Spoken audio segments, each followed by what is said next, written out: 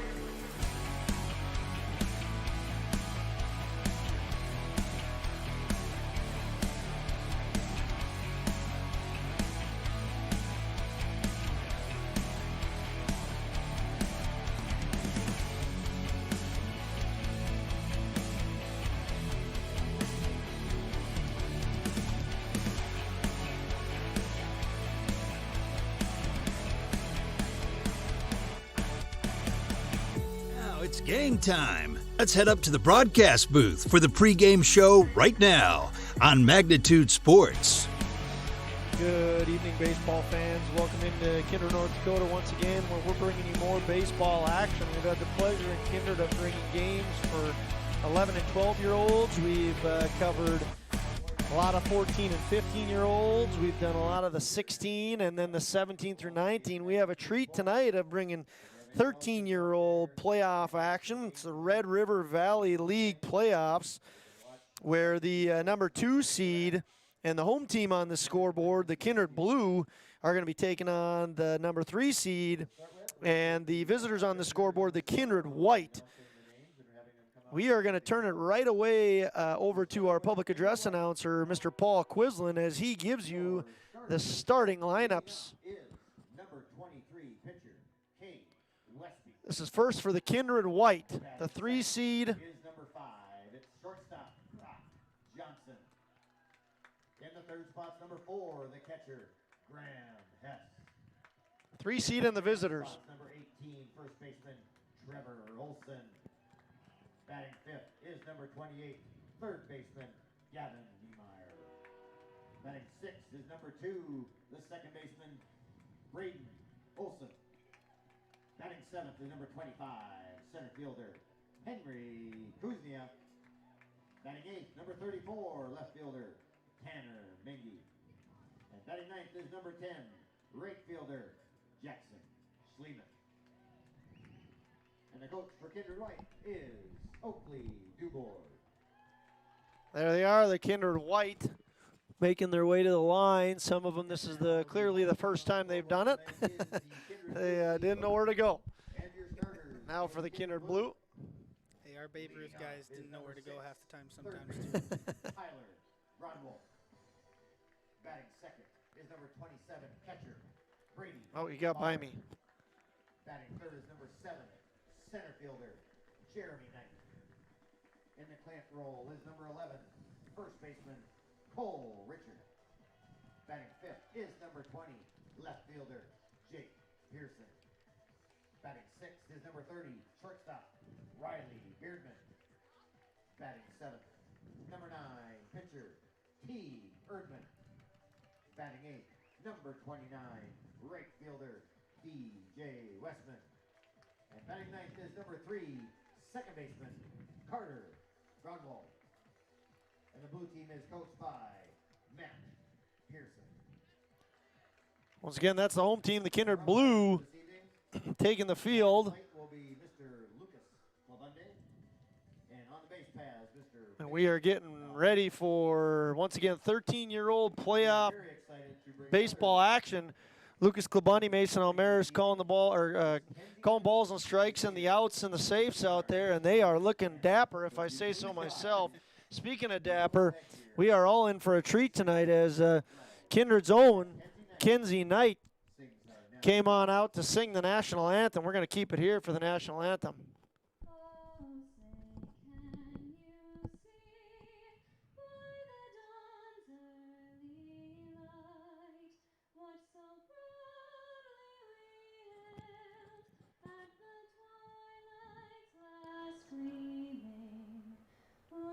stripes and bright stars through the perilous fight. O'er the ramparts we watched were so gallantly streaming, and the rocket's red glare, the bombs bursting in air, give proof through the night that our flag was still there. Oh, say does that star-spangled banner yet wave o'er the land of the free and the home of the brave? That is impressive. Well, if you haven't heard her before, then you're probably not a Kindred Viking, because Kenzie Knight, every time she sings that national anthem, does a phenomenal job, and she's done it a handful of times, which we're very lucky to have her do. Nick, let's take a short break, and we'll come back with opening pitch for 13-year-old playoff baseball action.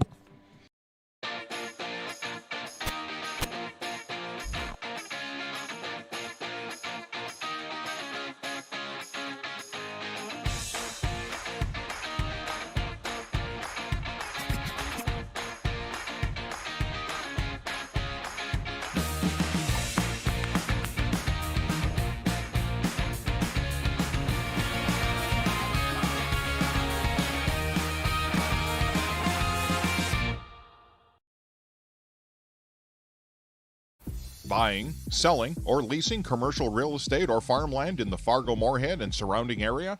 From office to retail, industrial to multifamily, commercial land to farmland. As the #1 commercial, sales, and leasing brokerage in the FM region, Goldmark Commercial has the experience and skills to handle all of your commercial real estate and farmland needs with the highest levels of customer service and marketing around. Trust the experts at Goldmark Commercial Real Estate to lead your team to success.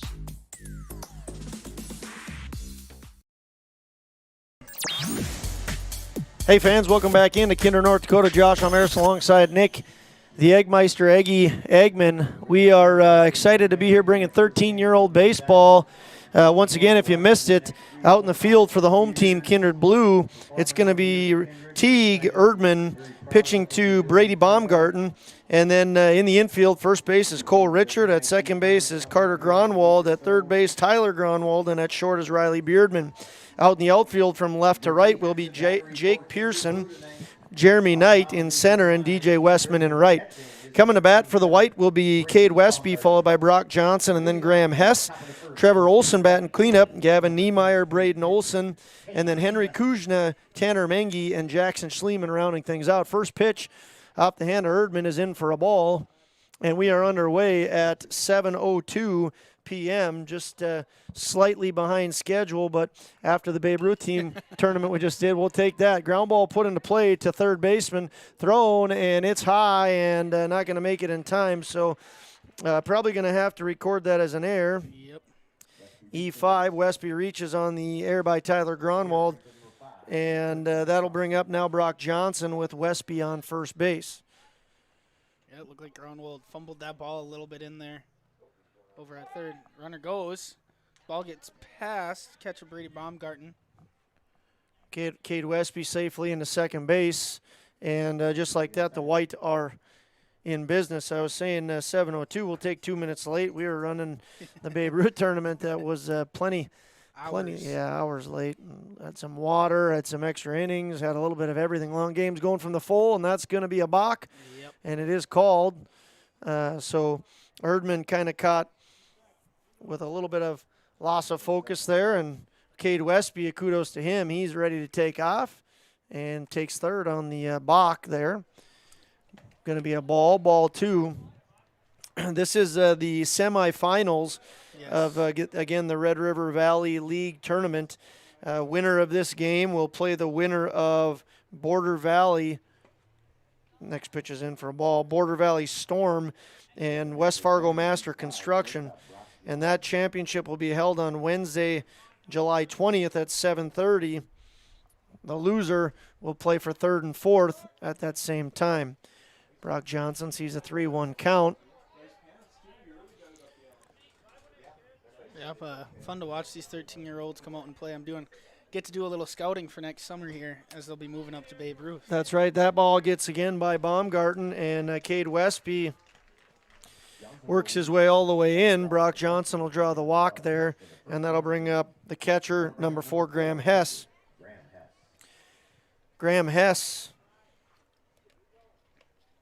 likes to work Magnitude Sports Yes. camera on as a side job. Yes, he does. He's got to earn himself a couple bucks. He's one of our own. We'll see what Graham Hess can bring to the game after that camera work.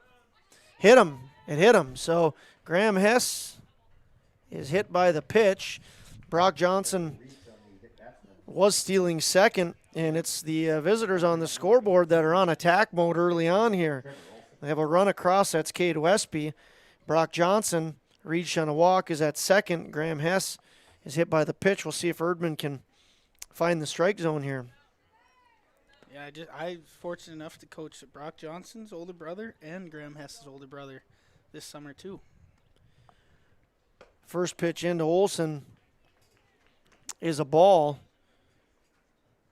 His favorite player is Pete Alonso. See him doing some deadlifts in between the home run derby. I did, yeah. Did you watch the home run derby? I did not. Oh, there's a good That's hit home run hard. swing, yeah. Good, simple swing. And he lines that into right in front of center fielder Jeremy Knight. Very simple swing. Got some good pop on that, and that's the first hit for Trevor Olson. Yeah, it was fun home run derby. All-star game kicking off here shortly. Albert Pujols making it through the first round. Here's a ball put into play. Shortstop, Gronwald. No, that's Westby, isn't it? Westby throws on to second to get Olson. Sorry about that. I knew that was. Hang on one second now. That was Gronwald. Gronwald. So we have a couple of changes from our original score. Gronwald is at short. That's why that first error must be Beardman at third. So Gronwald retires Olson on the 6-4. Brock Johnson scored there, as did Graham. Yep, Graham Hess. scored too. Okay, so we got Gavin Niemeyer, who reached on the fielder's choice. Trevor Olson was thrown out as Gronwald threw on to. We've got our positions wrong on the starting lineups there. We'll have to get that sorted out. And now Braden Olson is up. Where's number 2? So Carter Gronwald is at short. I think Beardman is at third. Yes. And then the other Gronwald. So, okay, there we go. Sorry about that. Tyler Gronwald is at short. He's the guy that threw on to his brother, Carter Gronwald, for the fielder's choice. So Tyler Gronwald threw on to Carter Gronwald. That recorded the out. Beardman is the guy at third base. And in all that, Braden Olson, I believe, just reached on a walk, moving Gavin Niemeyer over to second. None of that was on camera, of course, because we don't have Hess up here taking camera. And now up to bat is Henry Kuzna.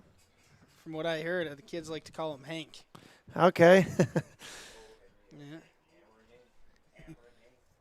Do you think they know who Hank Aaron is? I don't know, Josh. Okay. Well, Kuzna, his favorite food is ribs, he said. Okay. He's a big ribs fan. And here he swings and misses as the count goes to 1-2. So there's 3 in for the White right now.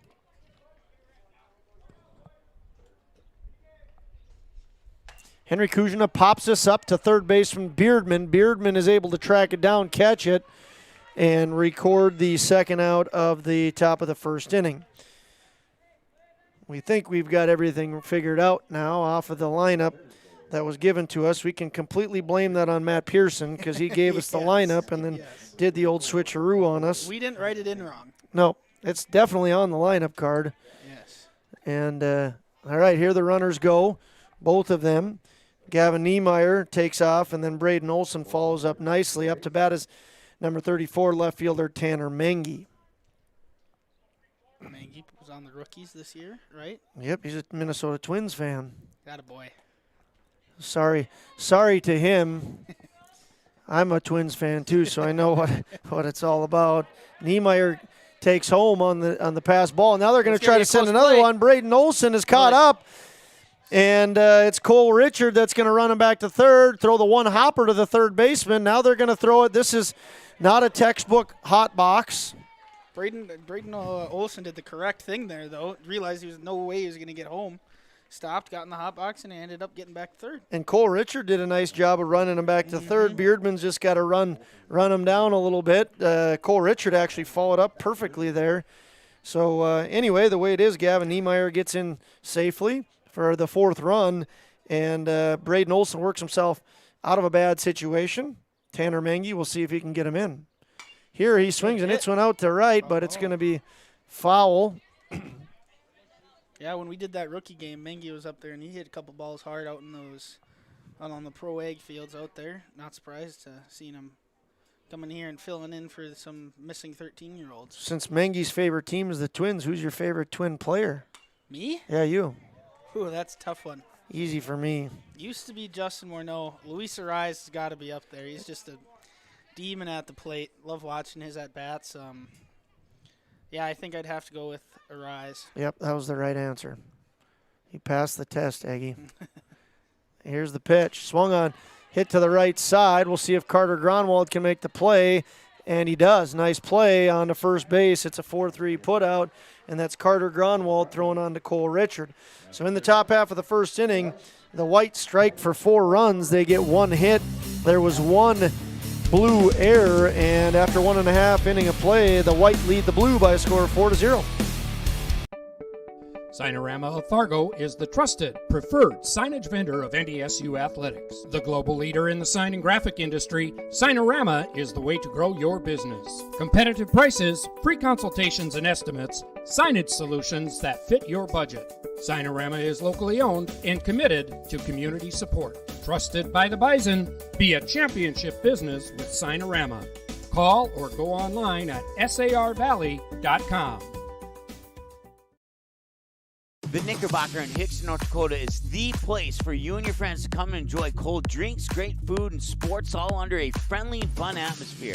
Whether it's the Vikings, Twins, Wild, NDSU Bison, or one of your favorite teams, watch all the games at the Knickerbocker. Open Monday through Friday, 11 a.m. to 2 a.m., and Sunday, 12 noon to 2 a.m. You can find the Knickerbocker at 412 Main Avenue in Hickson, just a 10-minute drive south of Fargo. Take University Drive, head south until you arrive. If you're looking for a bank or insurance agency that offers big bank products and small town service, then Kindred State Bank and Insurance Agency is the way to go. Live in or near the Kindred area? Stop in and chat with a friendly banker or insurance agent about all of the convenient services and features they offer. Kindred State Bank and Insurance Agency are your neighbors who are here to help you grow and develop. Kindred State Bank and Insurance Agency. Member FDIC, Equal Housing Lender. Online at kindredstatebank.com. Hey fans, welcome back into Kindred, North Dakota, where we are here for 13-year-old semifinal baseball action.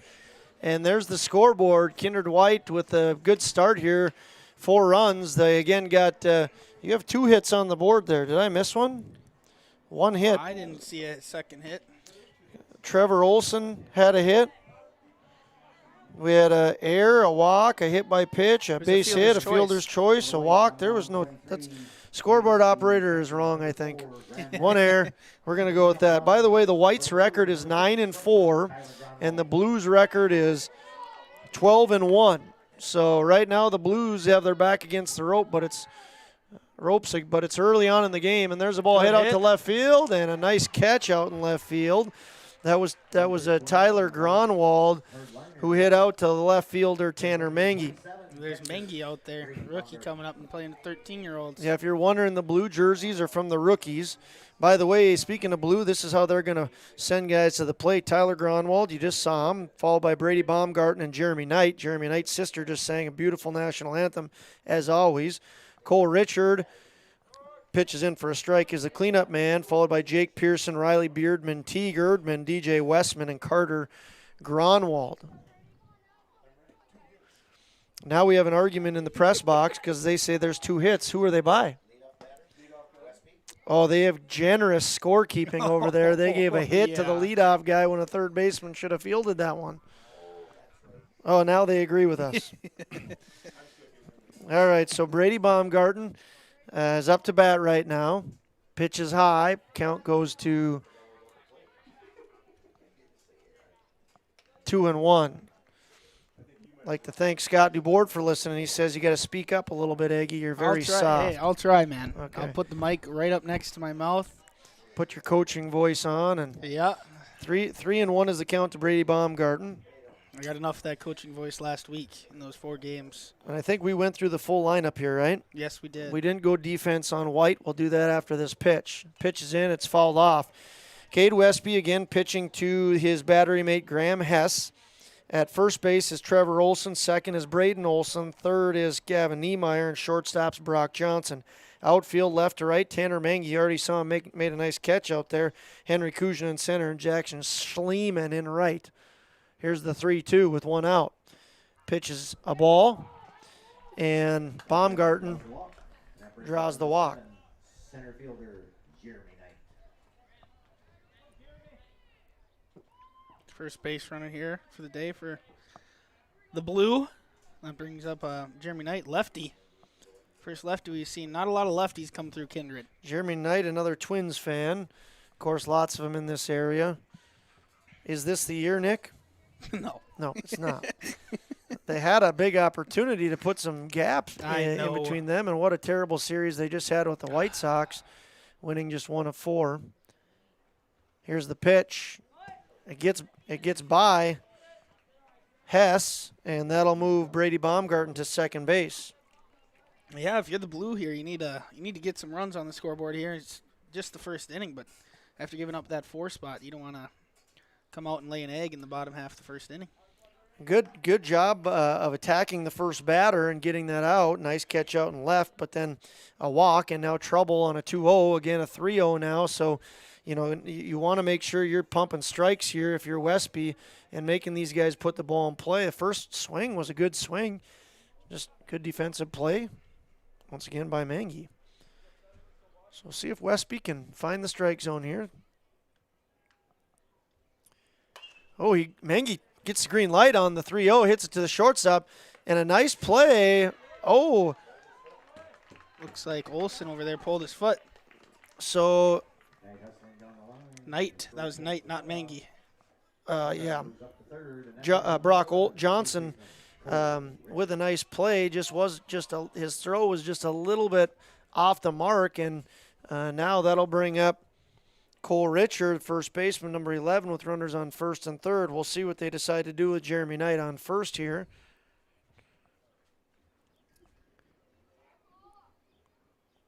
Cole Richard swings and fouls it back. Jeremy Knight stays put. Count goes to 0-1. Cole Richards is an Astros fan. Asterix? Yeah, Asterix. He might like playing drums on garbages too. Here's the pitch. It's a ball. 1-1 is the count. Knight again stays put. Knight on first, Baumgarten on third. Hopefully those fellow baseball people out in the world know what we're talking about there. Mm-hmm. Here's the pitch. Westby in for a strike. So he's, after falling 3-0, gets a little bit of help from Jeremy Knight, swinging at a pitch that's a little bit high. Works out for Knight and the Blues, but Westby's back in the zone now. 1-2 pitch to Richard. Here's the pitch, swing and a miss. We have our first Buffalo Wild Wings strikeout. First strikeout of the evening, second out of the inning. That brings up number 20, left fielder. And it's the second out of the inning, brings up Jake Pearson, number 20. Little brother of the head coach. Yeah, he says his favorite coach ever is his brother. He just said, my brother. I'm just so happy to be done with my dad. I might be ad-libbing there. He actually was probably more concerned about the phone he didn't have at the time, and then we found that. So we appreciate what Jim Pearson does to sponsor these games, so don't hold that against us, Jim. It was a completely made-up story. Swing and a miss. Strike two. Westby doing a great job of settling in here. No, Pearson's a Joey Votto fan. Joey Votto, okay. Left fielder wears number 20. That's a great number to wear. 0-2. And this is popped out to left field. Again, it's Mengi out there, and he snags it, and that'll do her. So a nice job by the White of working out of a little bit of a jam. The Blue get no runs on no hits. They leave 2 on base. There was one White error. After one complete, score remains 4-0. MLGC story began in 1906 in the rural communities of Enderlin and Cooperstown. Today, MLGC is a fourth-generation family-owned company that can deliver ultra-high-speed broadband, TV, telephone, and advanced business services to customers on a 100% fiber optic network. Now available in several rural communities, including Kindred. In an era of exploding technology, MLGC's goal is to deliver future technologies that make rural North Dakota a vibrant place to live and do business. Visit them today, MLGC.com. MLGC, moving you at the speed of light.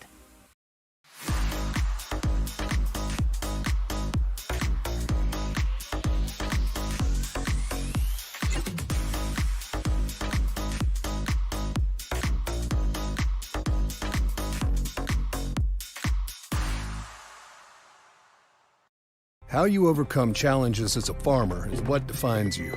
At Mustang Seeds, it's what defines us. This year brought heavy drought, late-season storms, and hail. Now is the time to savor the harvest weather and reap the rewards of the blood, sweat, and tears we've put into our fields. With strong products, proven results, and an untamed spirit, we don't allow any room for failure. Contact Clay Erdman at 701-630-2113 or visit mustangseeds.com today. Hey fans, welcome back into beautiful Kindred. 13-year-old semifinal underway, and it's an absolute gorgeous night here in Kindred. Yes. I mean, it is about as good of a night as you could call up for baseball. 68 degrees, minimal humidity, says a west wind of 15 miles an hour, and I don't know if we're there, but it's just great baseball weather. A lot of weather is good for baseball, but this is about as nice as it gets. Leading off for the White is going to be Jackson Schliemann. He'll be followed by top of the order Cade Westby and Brock Johnson. Looks like Schliemann put down a bunt. Tries going to put down a bunt there, pulled back smartly as it was a ball. 2-0 count to Schliemann. He's playing right field and wearing number 10.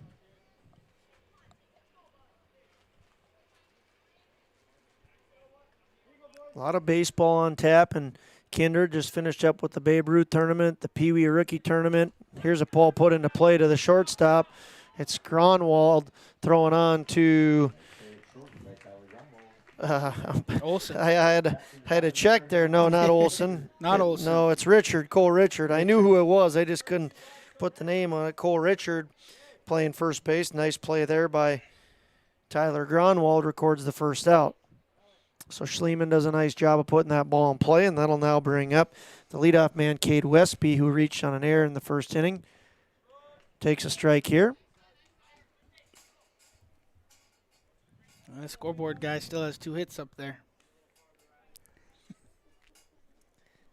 It's only one. Count goes to 1-1 here to Westby. Look at there. He was tired of us nagging at him. He changed it. Westby is a Cleveland Guardian fan. Okay. Yeah, he likes Cleveland. Not sure where he got that from. His dad, one of our many fantastic sponsors. I want to thank Goldmark. Goldmark has been a big part of sponsoring a lot of Kindred athletics. We gave Jim Pearson a bad time, but Kindred State Bank and Kindred Storage, huge sponsors of ours, and we couldn't have done it without these guys. We got 30 games in this year, Nick, and it's been a lot of fun to see everywhere from 11-year-olds all the way up to 19-year-olds in Kindred, thanks to folks like Jim and Andy Westby, Kindred State Bank, Kindred Storage, and Goldmark. There's many others we're going to thank along the way. Another one that has a son playing is Clay Erdman and Mustang Seeds. Here's a walk. Teague Erdman is the pitcher today. And once again, want to thank Mustang Seed for their sponsorship. It's been a fun summer, Nick. When we started this whole magnitude thing out, we were calling football, and both of us were excited about calling baseball. It's been worth it. Here's a hard hit into left field. This is Brock Johnson. Reach on a walk earlier. That's going to be a double, and it's going to move Westby all the way over to third. So the White are on attack mode here. Brock Johnson, fantastic job by him. His favorite player is Aaron Judge, and he puts his best Aaron Judge impersonation into effect there. Good job by Johnson. Now runners are on second and third for Graham Hess. Erdman checks third. Now he begins his pitch, and it's a swing and a miss by Graham Hess.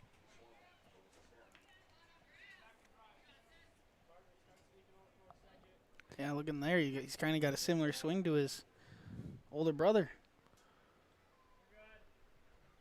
Same type of stance when they reach out. Kind of looks very alike. Sawyer Hess, he was one that I really enjoyed watching. He was always going to get his money's worth in his swing, going to go down fighting no matter what. Here's a 1-1 pitch that's fouled back. Count goes to 1-2.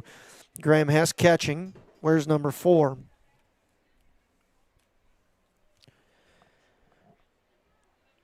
As I was saying, Class B Legion tournament, 2 games in. The Vikings are 1-1, won today against Oak Grove. Lost yesterday to Hillsborough Central Valley. They play at noon tomorrow against the loser of Gardner and Thompson. Yep.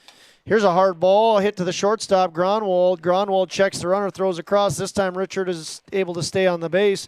Nice play, heads up running by the Kindred White players. Westby scores. Brock Johnson moves to third. Graham Hess picks up an RBI on that 6-3 putout. So nice play there by Gronwald. Nice shortstop work there by Mr. Gronwald. His dad played at NDSU, and he's certainly flashing the leather there. Now up to bat is Trevor Olson. He had a hit in the first. Hard hit ball out right center, we'll call it, just right in front of Jeremy Knight. Wearing the jersey 1B. 1B. Old 1B takes it in the elbow there. It's like the catcher took it as well. Double hit there. Those are sometimes the worst ones for a catcher. Brady Baumgarten, a tough kid. His favorite class is life science, Brady Baumgarten said. Wonder why. Smart kid, Brady Baumgarten. Many different areas. Now batting is Gavin Niemeyer. He reached on a fielder's choice and scored a run in the first. He's playing third base and wearing number 28, or 2B as you call it there, Nicholas. Yep. Runners on first and third here. Trevor Olson on first, Brock Johnson on third. Cade Westby's already scored. It's 5-0. Oh, a little bit of a change up there, it looked like. Off speed, yep. From Erdman. And a nice pitch. Count goes to 1-1. 1-1, 2 outs. We're in the top of the second inning. White lead blue 5-0. This one's in the dirt. Good stop by Brady. Teague was on his horse. Get ready. Realized it was in the dirt. Didn't know if it got past Baumgarten. He's running home to go cover that base. Home plate. Here's the set and the pitch. Swung, put on into play again. Very nice work there by Gronwald. He takes it himself on to second base. So Gavin Niemeyer gets his second fielder's choice. Trevor Olson's retired on the 6U putout. And that ends it for the Kindred White in the top of the second. They get 1 run on 1 hit. There were no errors. They leave 2 on base. After 1.5, we got a new score. The score is White 5, Blue 0.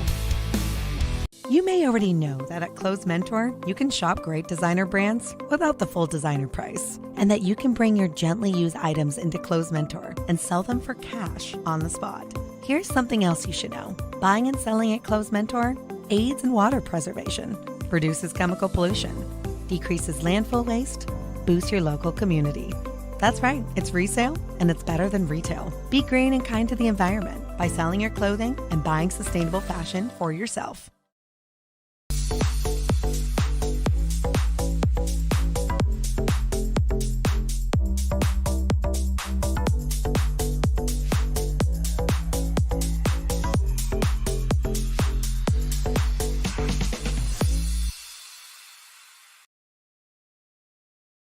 Kindred Storage, built on the north side of the city of Kindred, provides secure and affordable storage. The units at Kindred Storage are new construction, isolated from water and snow, and are maintained year-round. The area is also well lit to ensure easy and safe access to your possessions day or night. Call 701-428-3121 for unit pricing and more information. You can find Kindred Storage located on the north side of the airport in Kindred.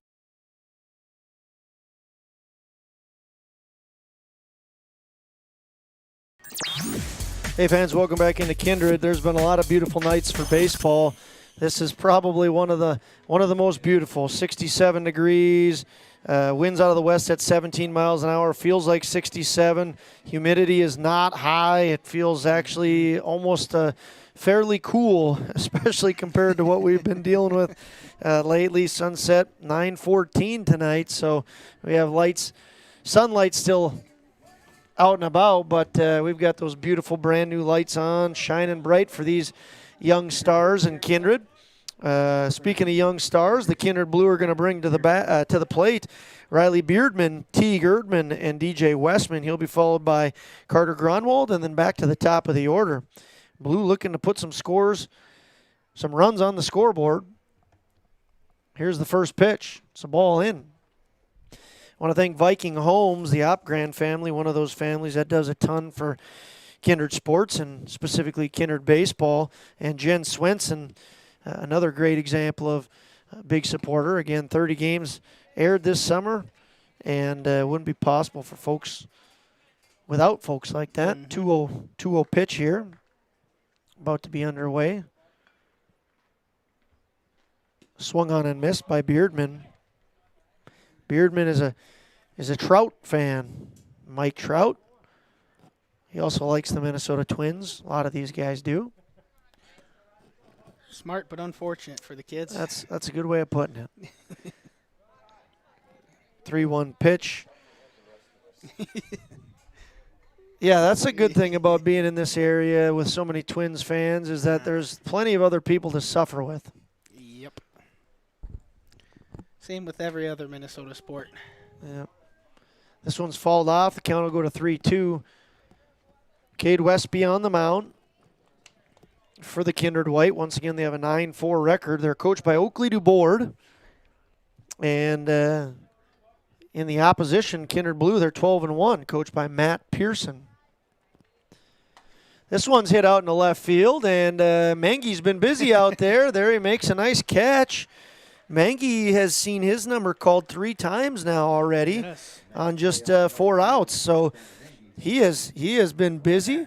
Must have been some scouting done by Oakley DuBoard and the boys to say, hey, those blue jerseys are rookies, so let's pick on them. And I think that Mangy's earned his keeps. Yes, he has. He come up here. He's made every play so far. And that one had him going a little bit back to his right and makes the nice snag. Good job out there by Tanner Mangy. This one's a ball. It's Teague Erdman up to bat. And he likes the word rig. Rig. Yeah, and I said like as in a truck or as you're trying to put something together. He said, I just like the word rig. Yeah, interesting. Well, his dad has rigged together some money to help Magnitude Sports cover these games, and we thank Clay one more time for all he does for us and for all those farmers out there using Mustang seed. T. Erdman with a 2-0 count. Swings, pops this one out to center field, and going to fall in front of Kuzna. Good hustle out there. Kuzna and DJ Westman unable to, I think that's Westman out and right. That doesn't look like Westman out and right, so another change. That's the wrong team, that's why. Okay. Yeah. Kuzna and Schliemann out there. T gets a single, and you can see him right there. And now Westman's up to bat. Yes, yep, good call. DJ Westman. DJ Westman puts this in play. It's a swinging bunt. He's going to hustle down the line. Throw's going to go to second, and wow, safe. T. Erdman might have gotten away with a break there. She has. I'm going to call that a base hit. It is, yep. Yep, infield single, so 2 hits. T. Erdman, hopefully when he watches this back or sees this again, knows he's got a slide there, and then that's an easy safe call. One of your Legion players just took one off the mask. Well, if there's a... Yeah, foul tip. He's a tough kid, Lucas Clabundi. We're lucky to have him on the Legion team. Having a good year. Start our playoffs tomorrow at 4 o'clock against the Blues in Wahpeton. Here's the pitch behind. Okay. Gronwald. Yep, this is Gronwald. So we're all off. This is not Jackson Schliemann. Schliemann's out and right. Gronwald is up to bat. It's Carter. Here he gets a good hack, falls it back. And the count's 1-2. T. Erdman on second, DJ Westman on first. Both of them reached on singles. There's one out. It was a fly out to left. Hard hit ball off the bat of Beardman. Mm-hmm. Carter Gronwald, the 9-hitter. He'll turn it around to his brother Tyler Gronwald. This is going to be a single. 3 single. Oh, nope. The old. Fielder's choice. Yep. The unfortunate 8-6 put out that goes as a fielder's choice. So Carter doesn't even get the single, even though that was a very nice hit. That'll put runners on the corners. Carter on first, Teague on third, and Carter turns it over to his brother Tyler, who flew out to left in his first at-bat. Good hit by Carter. Yes. Here's a ball. I wonder if Carter knows probably his first time ever getting a lead over there on first. I would guess that he's got a good baseball IQ. Yeah. And he'll figure things out quickly. We'll see if they steal him. There's 2 outs. He's got a good lead, and he's got good size lead. I'm sure he's seen a fair share of his brother's games, and maybe one of those kids that actually watches a baseball game instead of just the highlights too. So he looks good out there. Here's a pitch into brother Gronwald is 2-1. Tyler Gronwald, number 6, and the shortstop. Yeah, Westby's been pitching a really good game so far here. Not a lot of walks. He's making these hitters earn it. Here's a pitch that's in. Going to go to 3-1. Blue looking to get their first run of the game. They left guys on first and third in the first and trying not to do it again here in the second. Tyler Gronwald, 3-1 pitch, 2 outs. Runners on first and third. Swings and misses. Going to go to 3-2. Well, now we got an opportunity to really check Carter's IQ on first. Kelby's telling him over there on first. 3-2, 2 outs. We'll see if Westby even picks on him a little bit. Gronwald goes early. Wow, he's aggressive out there, and the pitch is a strike 3. It's a delayed strike 3 called. And Tyler Gronwald's going to go down looking. It's Westby's second Buffalo Wild Wings strikeout. In the bottom of the second, the Blue get no runs on 2 hits. They leave 2 on base. There were no white errors, and after 2 complete, score remains 5-0. For any accounting needs you may have, Todd R. Wold, Certified Public Accountant, has you covered. From bookkeeping and financial reports to tax planning and preparation, individuals and businesses, he's here to help you achieve your dreams. Give him a call. Todd R. Wold, CPA, 701-356-1040. You can also visit wold-cpa.com. Best of luck to Kindred and both teams in today's game.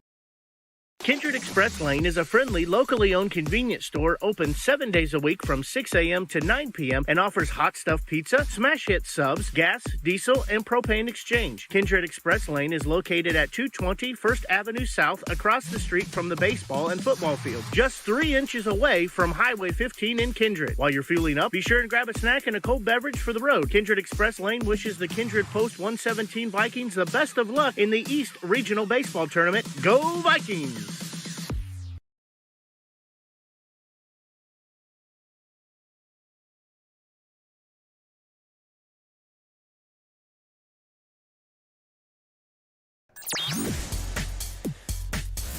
Good, beautiful evening once again, fans. 13-year-old baseball. Josh Almaris alongside Nick Eggman. We're having a lot of fun bringing 13-year-old games. White are leading the blue by a score of 5-0, and they'll send to the plate Braden Olson, Henry Kuzna, Tanner Mengi, and then try to get 9-hitter Jackson Schliemann up to turn it around to the top of the order, Cade Westby. Once again, it's T. Erdman on the mound, and he's pitching to Brady Baumgarten. Here's the final warm-up pitch as Johnson throws on to second. Want to give some more thank yous out there to our sponsors, Close Mentor and the Ovidson family, Custom Express Car Wash, and the Fryer family, MJ Nipstead and the Nipstead crew, Signorama, Todd Fry. All this beautiful signage out here is done by Signorama.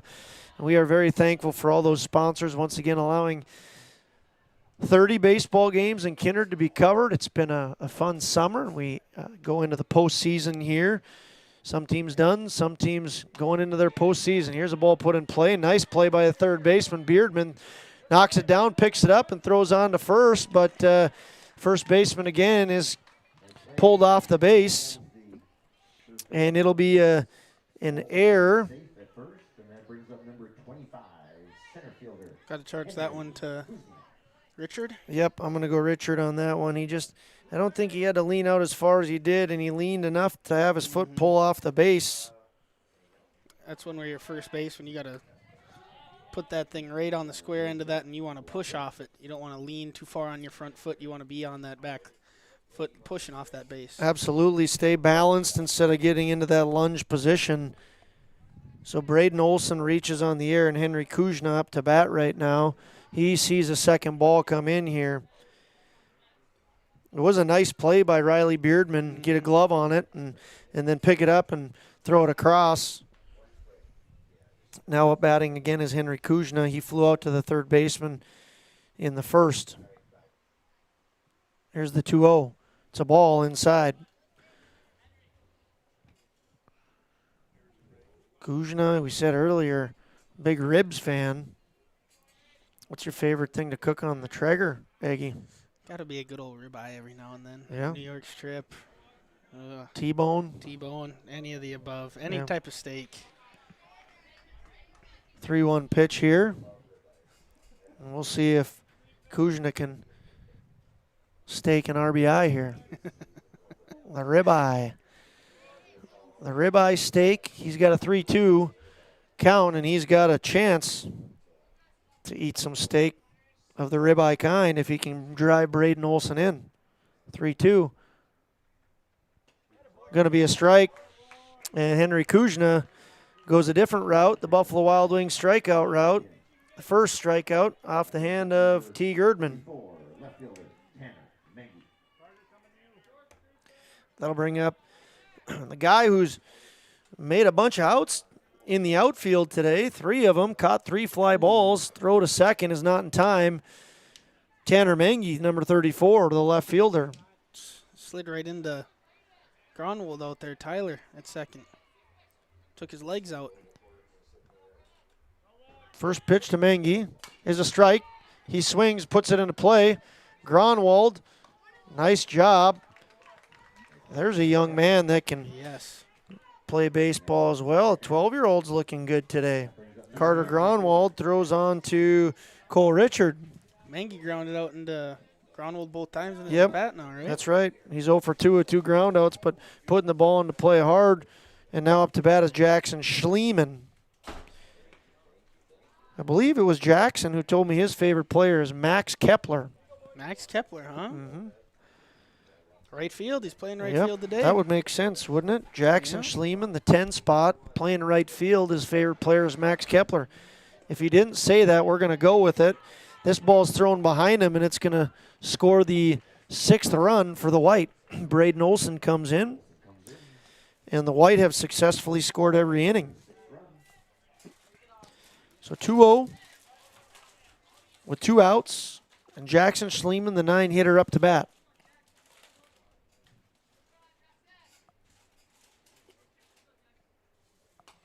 Ball's fouled up. Out of play, I think. Yep. Want to take a minute to thank MLGC. Stick around for the MLGC moment of the game following this game. And Runnings of Moorhead, stick around for the Runnings player of the game. We also want to thank Mr. Getty and the folks at Express Lane. You can see the Express Lane score reads 6-0 right now. A big thank you to Jason Getty and his sponsorship. Counts 3-1 right now. Teague comes set, and here's the pitch. Swung on, fouled off to the right Up field. there by Schliemann. First base line there. Been fun to watch all these 13s, but there's some 12-year-olds that have come into this game, and they're not shying away from anything. Spotlight, man. Play with the older kids. That's right. Here's a ball. And that previous swing must have been an intimidating one because he doesn't get anything close to the strike zone and draws the walk. It'll bring up the leadoff man and the pitcher, Cade Westby. Westby reached on an error in the first and walked in the second, but he did score twice. Just what you want out of your leadoff guy. Get on base, score runs. So we'll see how Jackson Schliemann does on first base, getting coached up by Bryce Whipple. Whipple and his crew with a Class B tournament win today, as I told you earlier. Here's the pitch. Swung on, put in play. Shortstop Gronwald fields very nicely. Gronwald, and then he throws it just off the glove of Cole Richard. And the ball goes out of play, so runners are going to go to second and third. Jackson Schliemann going to go to third. Cade Westby's going to end up on second, and he's reached on his second error. That one, unfortunately, is going to get charged to Gronwald. First error of the game by Gronwald. Eggy might disagree. Might think that's on the first baseman. I do disagree with that one. We'll give them each half an error. Okay, there you go. We'll give half an error to Gronwald and half an error to Cole Richard. Counts 0-1. There's 2 outs here in the top of the third inning. White looking to do some big damage with Brock Johnson up to the dish right now. Brock Johnson had a really good swing that last time up. Smoked that one for a double down the left field line. His favorite player is Aaron Judge. He gave a good impersonation of him with that double. He also walked. He's got 2 runs as well. This one in for a ball, 2-1. Brock Johnson walked in the first, scored. Doubled in the second, did not score. I might have misspoke there, but he did get 1 run in. Here's a pitch, going to be a strike. 2-2 is going to be the count with 2 outs here in top of the third inning. Looks like Brock is using a drop 3 bat right now. You don't really see that a lot with 13-year-olds. He's a strong kid. This one's going to be a ball. Count goes to full. Runners on second and third. Graham Hess on deck. Brock, a wrestler out there, does a good job over there on the wrestling team. Here's the pitch. Swung on and missed. Dropped by the catcher. They have to complete the play, and they do. So it'll be a strikeout and then a 2-3 finisher. And it'll be a Buffalo Wild Wings strikeout for Erdman, his second of the game, second of the inning, in fact. And in the top of the third inning, the White continue to score. They get 1 more run. There were no hits in that inning. 2 blue airs and 2 men left on base after 2.5. Score remains 6-0.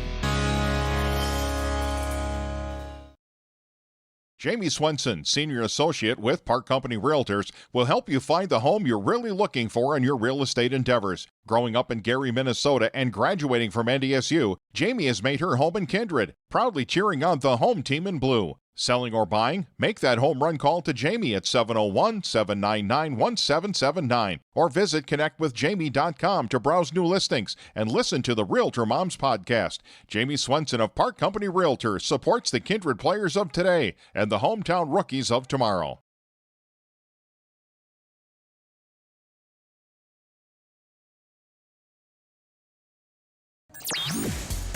Welcome back to Kindred once again, fans. Josh Amaris alongside Nick Eggman. Want to give some thank yous to Jamie Swenson and Park Company Realtors. There's been 6 Vikings that have found themselves a home tonight.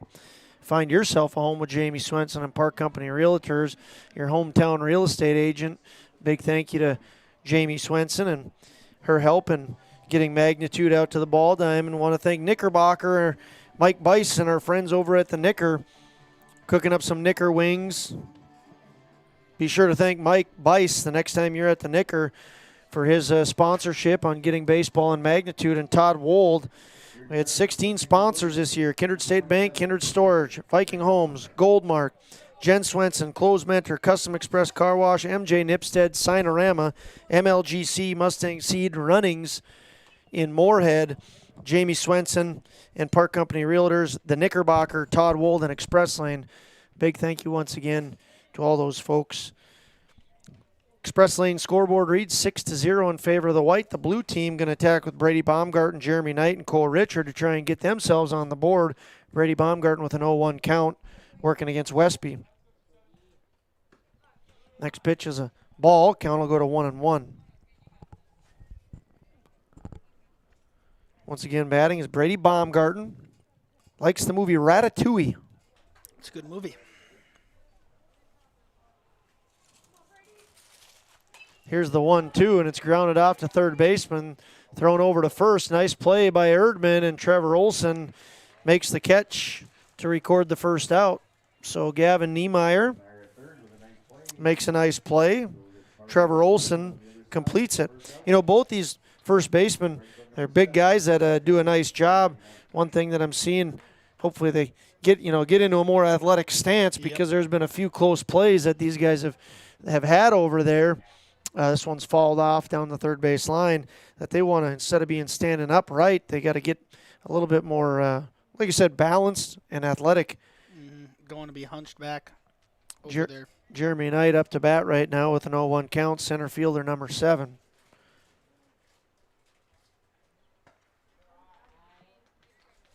Pitch is a ball. Count goes to 1-1.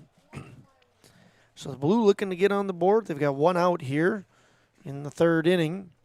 Westby's been pitching really good. He has, yes. And there's a lot to be said to all these 13-year-olds and the 12-year-olds that are needed to fill in tonight. They've had a very good year, the 2 and the 3 seed in their league, and a crew that I've heard very good things about from Matt Oakley. Mason's helped out with these guys. It's a very coachable, hardworking, talented crew. You can see that here today. Fun crew to watch throughout the season. It's got to be a little weird for them, though, because they had practice right after we did, and all these kids come in practice mainly at the same time. Well, there's a lot to be said. Here's this ball's put in play by Jeremy Knight. A great swing, slapping over, and a nice play. Wow, that's a bang play, and an out called. Jeremy Knight does a very good job of slapping that to the left side, but Brock Johnson, right on cue as we're bragging up these kids, we're seeing some good things. Jeremy Knight slaps that off to the left side. Brock Johnson moves to his right, fields it, plants that right foot, and throws a strike across the diamond for the second out. That was a very good play. Sure was. Very nice play by Johnson. But as you were saying there, Nick, another thing aside from what these guys are doing on the diamond is they're out at the ballpark every night. Yes. They've been to a lot of Legion games. I get a kick out of the fact that when Matt's on the mound, they're always saying, nice job, coach, and I kind of get confused. All those compliments I get. Not towards you. Yeah, man. I know they were not. I was wondering why I'm all of a sudden getting compliments as a coach, and here it's Matt Pearson. But they're out watching them. They're learning from them. They're out at the batting cages at night. Got the lights on out here, and there's no surprise that these guys are doing so good. They're working on their game a lot, and hopefully they continue to do that, because their future could be very bright. Cole Richard batting right now with 2 outs. He's the first baseman. Falls his back. Count goes to 2-2 with 2 outs. Yeah, I know it's been a pleasure watching these kids. Every home game we've had, there's at least been 5 of them here, if not more, standing right up next to the fence, watching the game, cheering on our Babe Ruth boys, and it's been fun to have them around and learn the game. Oh, here's a high fly ball to left field, and that one is deep. And it's going to go 1, 2, 3, 4, 5. Bounces to the fence. Cole Richard on his horse going to go for 3. Don't get the third out at third, and he heard me. Nice base running. Yes. Great job by Cole Richard there. Hard double, running hard, recognizes he's not going to make it to third, slams on the brakes, and there he is on second with a 2-out double. Great job by Cole Richard. Big hit. Biggest hit of the night, Cole Richard. Nice work. And that'll bring up now Jake Pearson, left fielder, number 20. Flew out to left in his first at-bat. Pearson with a runner in scoring position, looking to get him in.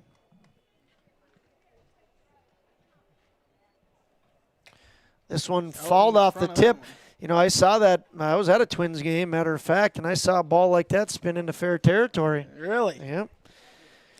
Can't remember who was off the bat of, but it was fair. Jake Pearson, where's number 20? Did they run it out? You know what? I knew you were going to ask that, and I can't remember. It's pretty impressive. 1-1, 2 outs. Pearson takes a strike. 1-2 for Jake Pearson. Trying to get Cole Richard in. Cole Richard with biggest hit of the day, I'd say. Swung on, fouled out. Nice job, Pearson protecting there. Puts it out into the evergreens. Wind just picked up here in Kindred a little bit. It's coming from, where's it coming from, Josh? But was the, let's see here. Well, look at the flag. Made a mistake earlier. Straight out of the west is what it says, and Babe Ruth tournament, I said, there's a west wind out of the west, and, of course, you can't live anything down up in the press box. You make one mistake, and it lives with you.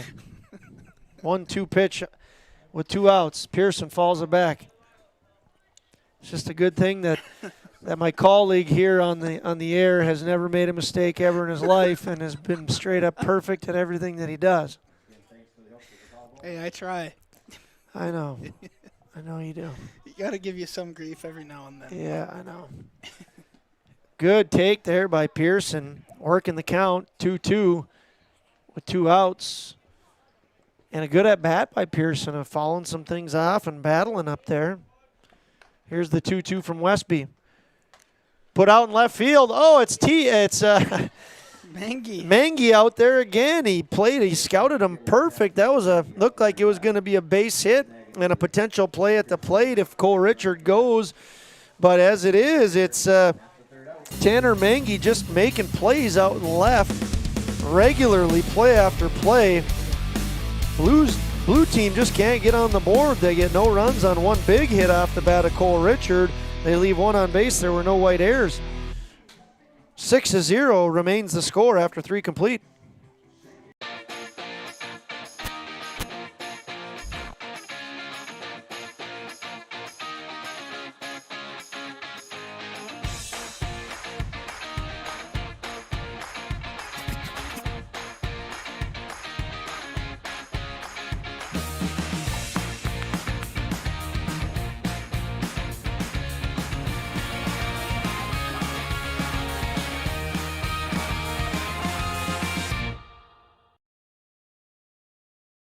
Buying, selling, or leasing commercial real estate or farmland in the Fargo-Moorhead and surrounding area? From office to retail, industrial to multifamily, commercial land to farmland. As the #1 commercial, sales, and leasing brokerage in the FM region, Goldmark Commercial has the experience and skills to handle all of your commercial real estate and farmland needs with the highest levels of customer service and marketing around. Trust the experts at Goldmark Commercial Real Estate to lead your team to success.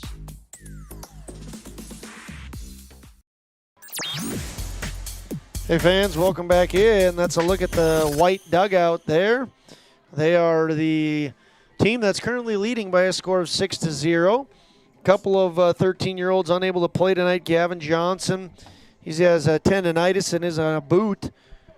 Denver Bronco fan, unable to be on the field. Just got a shout out from Kim Niemeyer. Landon Niemeyer unable to be here. He's at the Wisconsin Dells right now. Wish you could be here, Niemeyer family. But thanks for tuning in to Magnitude Sports. I know Fisher Johnson is not able to be here. I think he's out in Devil's Lake catching fish. Catching some fish. Hopefully he had a good day. Prosperous day of walleye fishing. Graham Hess up to bat right now. Still on the mound is Teague Erdman doing a good job. And once again, thanks to Mustang Seeds. Graham Hess with a 1-0 count. Looks like he got hit by that, and he did. So he'll reach on a hit by pitch. Second time he's been hit. So he got hit by a pitch in the first. Again, now in the fourth. He scored in the first. And in the second, he had an RBI 6-3.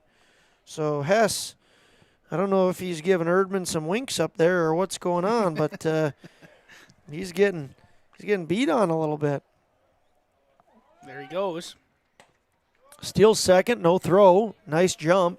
Trevor Olson Trevor Olson had a nice hit in the first, and then was hit by a pitch in the second. So he's been on base both times. We'll see if he can keep that going. If I'm not mistaken, Trevor Olson, he attacked that first pitch, hit it in the first inning.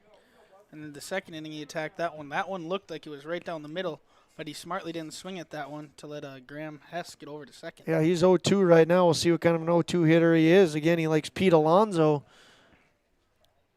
This one he takes, and the runner goes. Play at third, and he's going to be safe.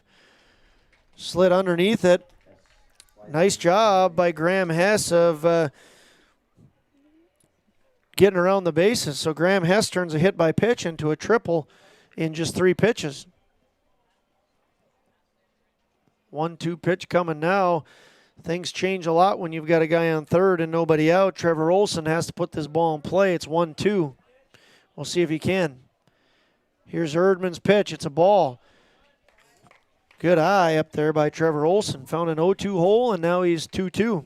What's Trevor Olson's job here, Josh? He's got to put the ball in play and get his runner in. Got to do something to get Graham in. Ideally, get it out to the outfield. This one chopped down the line. That one would have done the job, especially with how deep the third baseman is playing. But, Graham Hess has also got to be on his horse. If he can run a contact play there, as soon as that ball is put down and he thinks he can score, he's got to bear down and get in. Mm-hmm. So Trevor Olson trying to get his runner in. Here's the pitch in the dirt, no good. And part of what Trevor did to do that job is just have a great at-bat. Fouled one off. That would have been a strike. Didn't go out of his zone, and because he's continuing to take extra pitches, he, in essence, works a pass ball. So might look like a mistake off the hand of Erdman, but yeah, if Trevor Olson is seeing extra pitches and kind of working that pass ball. Here he chops one into play. Good pitch by Erdman and a nice play by Erdman. It's going to go in the books as a 1-3 putout. Erdman on to Richard, and that'll bring up number 28, third baseman Gavin Niemeyer, who loves himself some Bacon Ranch sunflower seeds. Good seeds. I'm a dill pickle man myself. I can't do dill pickle, but Kuzna, Braden Olson is a big dill pickle guy. He could barely even tell me his favorite movie was Minions because he had such a big mouthful of dill pickle seeds. Braden Olson is on deck right now. Gavin with a nice shot up the middle, but Gronwald snags it and makes it look easy as he goes 6-3. On to Cole Richard. Boy, Carter... I keep getting those Gronwald boys mixed up. I'm sorry. I'm sure Tyler is really enjoying the fact that he's getting mistaken for his little brother. Sorry, Tyler, but Tyler is doing a very good job at shortstop. Really nice play. That's, let's see, 1, 2, 3, 4, 5. He's had at least 5 different plays he's been a key part in. That one, the second out here in the fourth. Braden Olson, again, the dill pickle sunflower seed lover, and like some Minions as well. Braden Olson reached on a walk in the first, got as far as third base, and then reached on an error in the third and scored a run. He has a 1-1 pitch coming his way. Braden Olson, one of those kids, is out at this cage a tremendous amount. Yes. 1-2 pitch, or 1-1 pitch is a strike, swung on and missed, goes to 1-2. Yeah, he puts in his work, Braden Olson does. Second baseman swings, fouls it off. He's got a good at-bat going, battling up there against Erdman. Well, we heard some moans and groans. Looks like Gabe Whipple, he plays the game earlier today, does everything he can do to win. Well, Mr. Perfection here calling Gabe Whipple over there after giving me grief about Gronwald. That's correction Bryce. on my. That is I'm going to fix Bryce. this one. That's Bryce Whipple. Bryce Whipple. Oh, he's going to check him. And the first base umpire says he did not go. So a good aggressive check, and I think they got the call right. I don't think Braden Olson went there. Yes. And the count's going to go to 2-2. Here's a ball. Good at bat here by Olson. Is it? Yeah, it's 3-2, right? 3-2 now, yep. Yeah, very good at bat. And a good job by these Legion umpires. Luke Klobundy got a little bit excited there. Looked like he was going to swing, checked with Mason. Mason covers him, and boy, they look official too. Braden Olson puts in a play, and there's old Gronwald. This one, Tyler makes a very nice play, keeps it rolling. Tyler Gronwald to Richard. That's on repeat. They've had a handful of those plays. Very nice plays by the shortstop, and that'll end things for the Whites. In the top of the fourth, they get no runs on, or 1 run, on no hits. They leave nobody on base, and the new score reads 7-0. Signorama of Fargo is the trusted, preferred signage vendor of NDSU athletics. The global leader in the sign and graphic industry, Signorama is the way to grow your business. Competitive prices, free consultations and estimates, signage solutions that fit your budget. Signorama is locally owned and committed to community support. Trusted by the Bison, be a championship business with Signorama. Call or go online at sarvalley.com. The Knickerbocker in Hickson, North Dakota is the place for you and your friends to come and enjoy cold drinks, great food, and sports all under a friendly and fun atmosphere.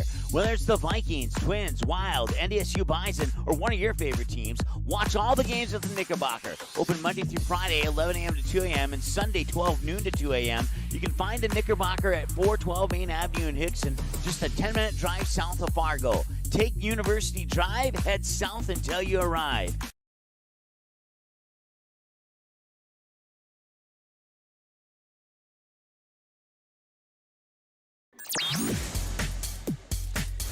Hey fans, welcome to Kindred once again. Nick and I having some fun doing 13-year-old baseball, seeing some of the youngsters play and being able to call the game. Haven't been able to see much of the 13s. This is the only game they've gotten on the field. They usually play sort of an in-between range between the smaller fields and the big field in Fargo. So fun, hopefully, for them to get on the main field. The lights are shining bright and a good audience in hand. Grandstand is almost full, and just as per usual, some people along the sideline as well. And again, a big thank you to our sponsors. All summer we've been giving baseball from 11 years old up to 19. Couldn't do it without Express Lane. Express Lane scoreboard reads 7-0. Todd Wold, the Knickerbocker, Jamie Swenson, and Park Company Realtors. 7 Vikings have come home. If you're looking to come home, talk to Jamie Swenson and Park Company Realtors. Thank these people because we wouldn't be here if it weren't for them. Here's the first pitch, swung on, going to be a tough play. This one by Johnson, 2 good shortstops. He makes it look easy, throwing on to Olson. And again, just some really nice shortstop play. Again, this one, Brock Johnson on to Trevor Olson. And exciting to see these young infielders play so well.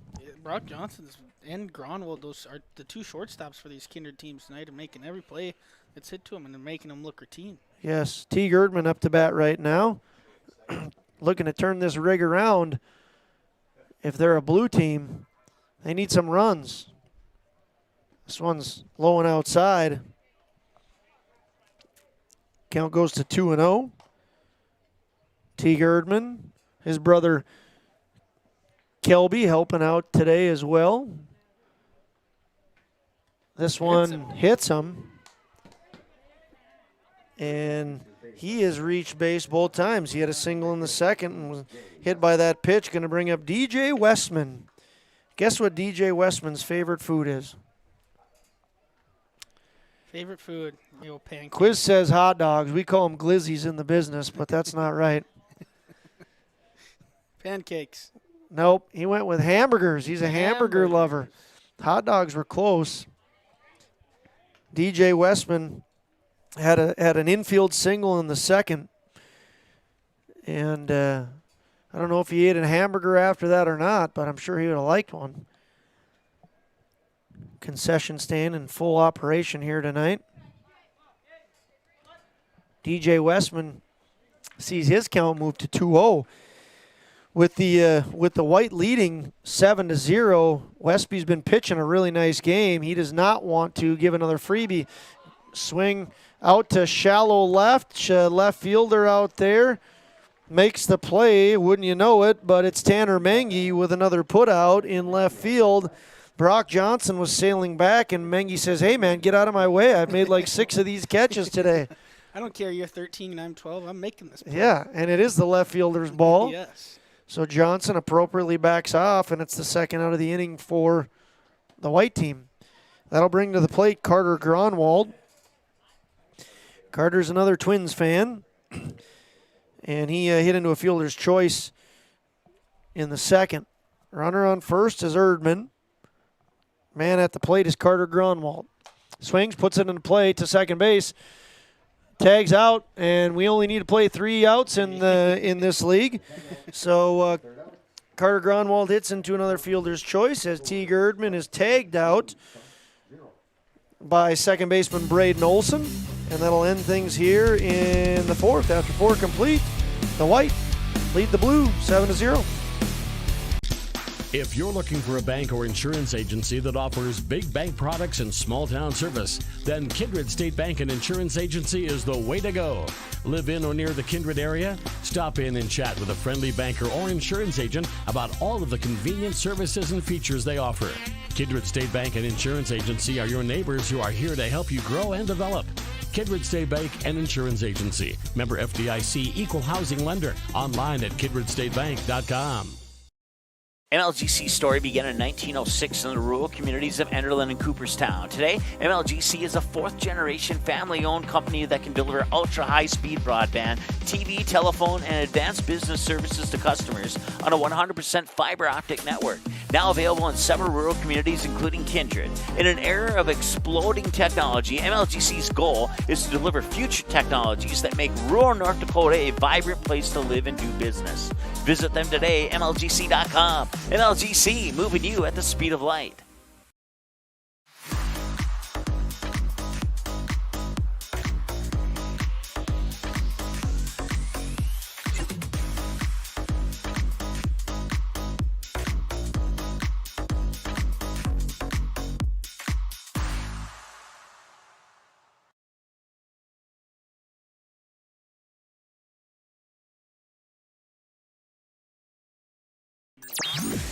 Hey fans, welcome back into Kindred. Absolutely gorgeous night here in Kindred. Just beautiful, beautiful night for baseball. Nice break from the heat and humidity. The White are looking to, they've scored every single inning. They're looking to keep that trend going here as in the top of the 5th, they're going to send to the plate Henry Kuznia, Tanner Mengi, and Jackson Schliemann. I want to keep thanking our sponsors, Kindred State Bank and Kindred Storage, Viking Homes, Goldmark, Jen Swenson, Close Mentor, Custom Express Car Wash, MJ Nipstead, Sinorama, and MLGC. Stick around for the MLGC moment of the game. I want to thank Mustang Seed and, again, Runnings of Moorhead, and stick around for the Runnings player of the game. The Express Lane scoreboard reads 7-0. And up to bat once again is Henry Kuznia, swings and misses on the first pitch. Henry Kuznia now sees an 0-1 count. He's the center fielder, wears number 25, 0 for 2 on the day. Flew out to third in the first and struck out in the third. This ball is a base hit out in the left field. Good job by Kuznia as he comes around first base of getting his first hit of the day. Good hit by Hank there. I like to call him Hank. Hank Aaron Henry Kuzna. Wouldn't it be Hank Aaron? We're going to go with Hank Henry Aaron. Mangy up to bat. Tanner Mangy. 0 for 2, grounded out to second base in both of his at-bats. He's caught 5 balls out in left field today. Wearing blue because he's a rookie. He's 12 years old, playing with the 13s. Swings and misses there. Count goes to 0-2. Yeah, if you're the right side of the infield here, you better be alive. Yep, that would be Carter Gronwald, who he's grounded out to twice. This one's a ball high. So we have a 1-2 pitch about to be underway from T. Girdman. This will be T. Girdman's 90th pitch, and it's a ball. Count goes to 2-2. T. Girdman getting up there in pitch count. I'd assume only 5 more pitches left. At 90 right now.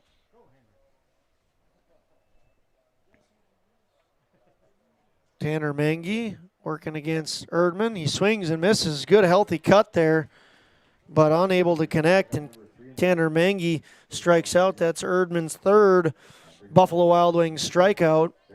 Brings up the 9-hitter and right fielder number 10, Jackson Schliemann. Grounded out to short and walked. Got as far as third base in the 3rd inning, but was unable to get across for a run. First pitch, Schliemann hacks it on the left side of the infield. Gronwald heads up play. One of the things you also are excited about in a shortstop is that baseball IQ, and he is very aware of the fact that he could still get Kuzna running to second, and he throws on to his brother for the second out of the inning. So it goes in the book as Gronwald to Gronwald, the Tyler version to the Carter version, and Schliemann reaches on the fielder's choice. That'll bring up leadoff man Cade Westby as it's thrown in the dirt, and Schliemann scampers on over to second base. Yeah, I think Tyler and Carter have played catch just a couple times, yeah. I assume. I would assume so as well. Even though he didn't trust him back, I think, in that 2nd inning. Had to take it himself in the Yep. 3rd inning. Yep. He said, I'm not giving it to you, little brother. Taking it myself. Good lead there by Schliemann. He had a very healthy lead. 12-year-olds know how to get Yeah, this run here. I'm going to try to pan out there. Won't be the best view of the pitcher or of the batter, but you got Schliemann there on second with a good healthy lead. The old 12-year-old's going to have a word with one another right now, and now they separate ways. Ball in the dirt. It's going to be a 2-1 count now. Gronwald over there. Carter, he's making sure that runner doesn't get a big lead, too. Yeah, that's a heads-up play. Out. He says, I'm not going to let you get too far away. I'm going to hold you here. All right, here's the set and the pitch. It's a ball.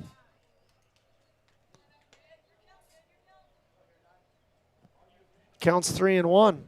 One of the things that a guy, like Schliemann can do right now as a runner on second is start to get the pitcher to think about you. And look at that. It's a 3-1 count where he throws him a strike down the middle. And good base running by Schliemann. Fantastic base running.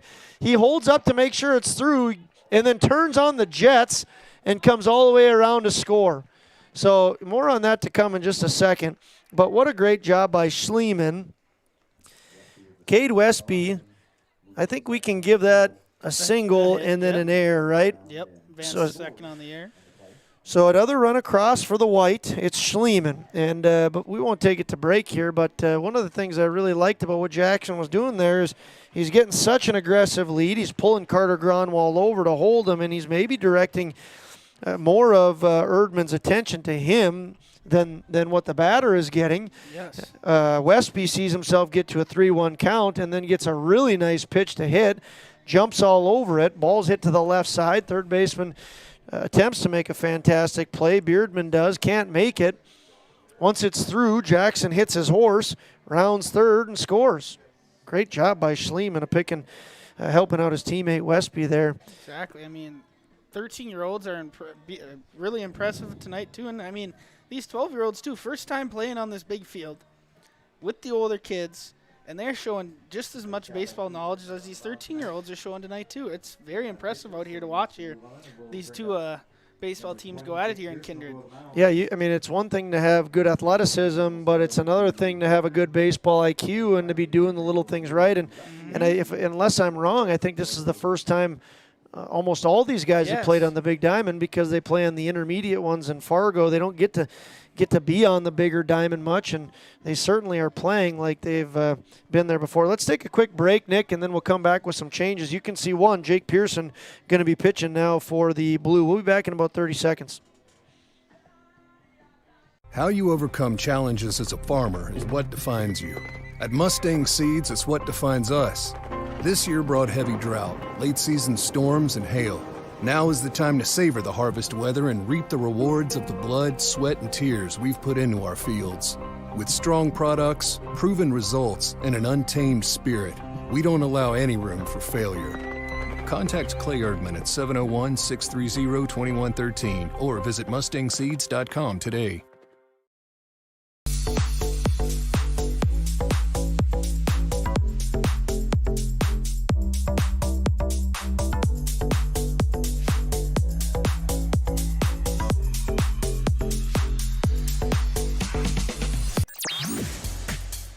All right, first pitch off the arm of Jake Pearson is in for a strike. Jake Pearson now pitching. Teague Erdman went to third, and third baseman Riley Beardman went out to left. So just a little bit of a triangle of movement there. And again, it's an 0-1 pitch underway. Count goes to 1-1. Brock Johnson walked in the first, scored a run. He hit a double in the second and struck out in the third. So officially he's 1 for 2 with a walk and a run scored. We'll see what he can do in the fifth. One already across for the White.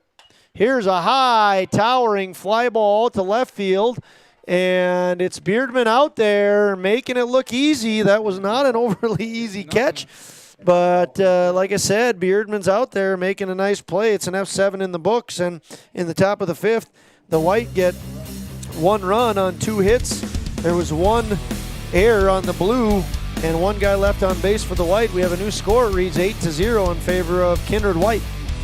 You may already know that at Close Mentor, you can shop great designer brands without the full designer price, and that you can bring your gently used items into Close Mentor and sell them for cash on the spot. Here's something else you should know. Buying and selling at Close Mentor aids in water preservation, reduces chemical pollution, decreases landfill waste, boosts your local community. That's right, it's resale, and it's better than retail. Be green and kind to the environment by selling your clothing and buying sustainable fashion for yourself. Kindred Storage, built on the north side of the city of Kindred, provides secure and affordable storage. The units at Kindred Storage are new construction, isolated from water and snow, and are maintained year-round. The area is also well lit to ensure easy and safe access to your possessions day or night. Call 701-428-3121 for unit pricing and more information. You can find Kindred Storage located on the north side of the airport in Kindred. For any accounting needs you may have, Todd R. Wold, Certified Public Accountant, has you covered. From bookkeeping and financial reports to tax planning and preparation, individuals and businesses, he's here to help you achieve your dreams. Give him a call. Todd R. Wold, CPA, 701-356-1040. You can also visit wold-cpa.com. Best of luck to Kindred and both teams in today's game.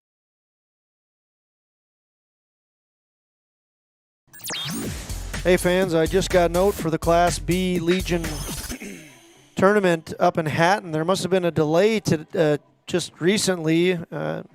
Probably not good weather there, and it's beautiful here. We know well in Kindred that when you host a tournament, you almost have to have bad weather. Otherwise, you're not making memories.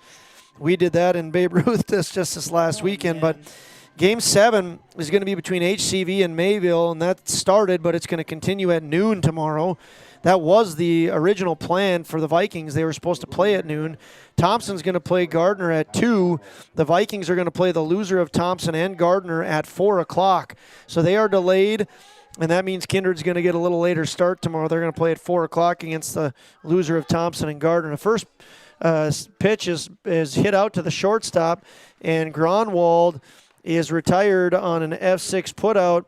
We've said it a couple times. In fact, Eggy, you just made another comment off air about it. These young players are doing a fantastic job. There's been a couple of errors, but for the first time being on the main field, they've done a really good job. Brock Johnson there with another nice shortstop putout, and that's the first out in the bottom of the fifth. So the batting order in the fifth was Tyler Gronwald, who you just saw. Now up is Brady Baumgarten and then Jeremy Knight. They're at the top of the order. Here's the pitch. Swung on, hit out in the center, but it looks like Kuzna has a beat on it. Yes, and Henry Kuzna with the catch and the second out. Again, defense making things look easy. Yeah, I mean, both these teams are going out there. They're swinging the bat. Then they're making the plays out in the field too. They're hitting the ball hard. Now up to bat is Jeremy Knight. Reached on an error in the first, grounded out to the shortstop in the third. And that's not even the biggest thing about this that I'm most impressed about. It's the knowledge of baseball that these kids are showing. Doing every little thing correctly out there on the baseball field. Yeah, and even we just talked at length about Jackson Schliemann doing a good job.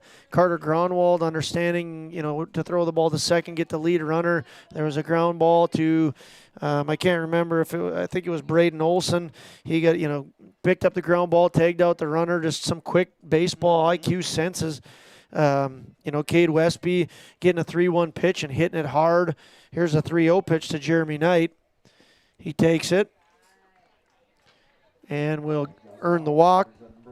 So it'll be a 2-0 walk. We talked about it was Cole Richard with a huge double out in the left, wanted to get to 3. Knew, we're going to say he knew don't get the third out at third, slams on the brakes and runs back to second safely, gives his team a chance to hit him in. So a lot of good baseball things we're seeing here. Speaking of baseball, the All-Star game is on. National League is up 2-0 in the fourth inning. All-Star week. Couple Twins out on that. You got to fix your mic there, buddy. I do? Yep, you do. Getting some more folks. Got to say hi to my lovely bride out there. She says I don't say hi to her enough. Only give attention to other people. Cole Richard up to bat. Number 11. And the first baseman. Here's the pitch. I think if you just keep that right up to your mouth there, Aggie, it'll be good. 2-1. Now we got the boss man chiming in. I'd like to thank Mike Mason for, we talk about our sponsors, but here's a sharp hit to left and misplayed by the left fielder. Runners are running around. Here we go. We're going to send a runner home. And the throw's going to be made home. Great arm by Brock Johnson. Maybe not the wisest throw by Brock because Jeremy Knight was going to score safely no matter what. So Cole Richards going to get a single and then move to second on the air out in left field. Kind of a tough play there for Tanner Mengi, who's done a really nice job today, but a hard hit ball and kind of got caught in the in-between and then couldn't knock it down. And great base running by Jeremy Knight to go hard on the hit with 2 outs. So Cole Richard again at second. Cole Richard, we're going to call that a single. He did have a double in the third, struck out in the first. He's having a great day, 2 for 3. Now up to bat is Jake Pearson, the pitcher, number 20. Yep, Pearson's now on the mound. See if he can crack in another run here for the Kindred Blue team. Want to again say thanks to Mike Mason for letting us use his equipment and doing what he's doing with Magnitude Sports. It sure has been fun. Wouldn't be all the sponsors we give credit to, but it wouldn't be possible without Mike Mason letting us bring all this stuff and do the baseball games out here in Kindred. Count goes to 3-0 here. Jake Pearson got a runner in scoring position. Takes a strike on the outer part of the plate. Count goes to 3-1. Riley Beardman on deck.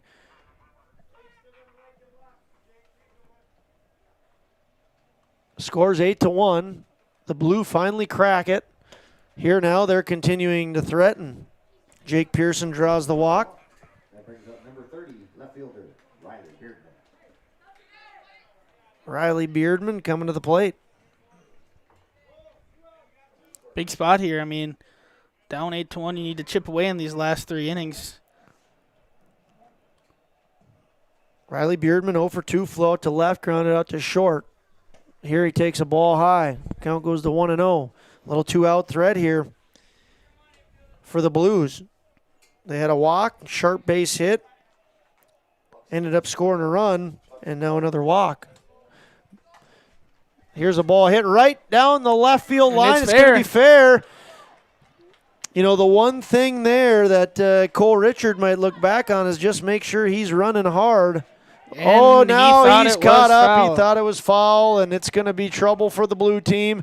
Brock Johnson uses his speed to tag him out, and that will end things here unless there's something we're missing. But I think that Cole Richard, Cole Richard got kind of hung up there and not knowing what was going on, and that'll end things. So Beardman gets the single, and Cole Richard gets thrown out.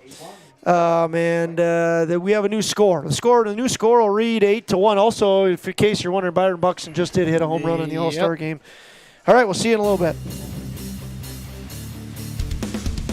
Kindred Express Lane is a friendly, locally owned convenience store open 7 days a week from 6 a.m. to 9 p.m. and offers hot stuff pizza, smash hit subs, gas, diesel, and propane exchange. Kindred Express Lane is located at 220 First Avenue South across the street from the baseball and football fields, just 3 inches away from Highway 15 in Kindred. While you're fueling up, be sure and grab a snack and a cold beverage for the road. Kindred Express Lane wishes the Kindred Post 117 Vikings the best of luck in the East Regional Baseball Tournament. Go Vikings!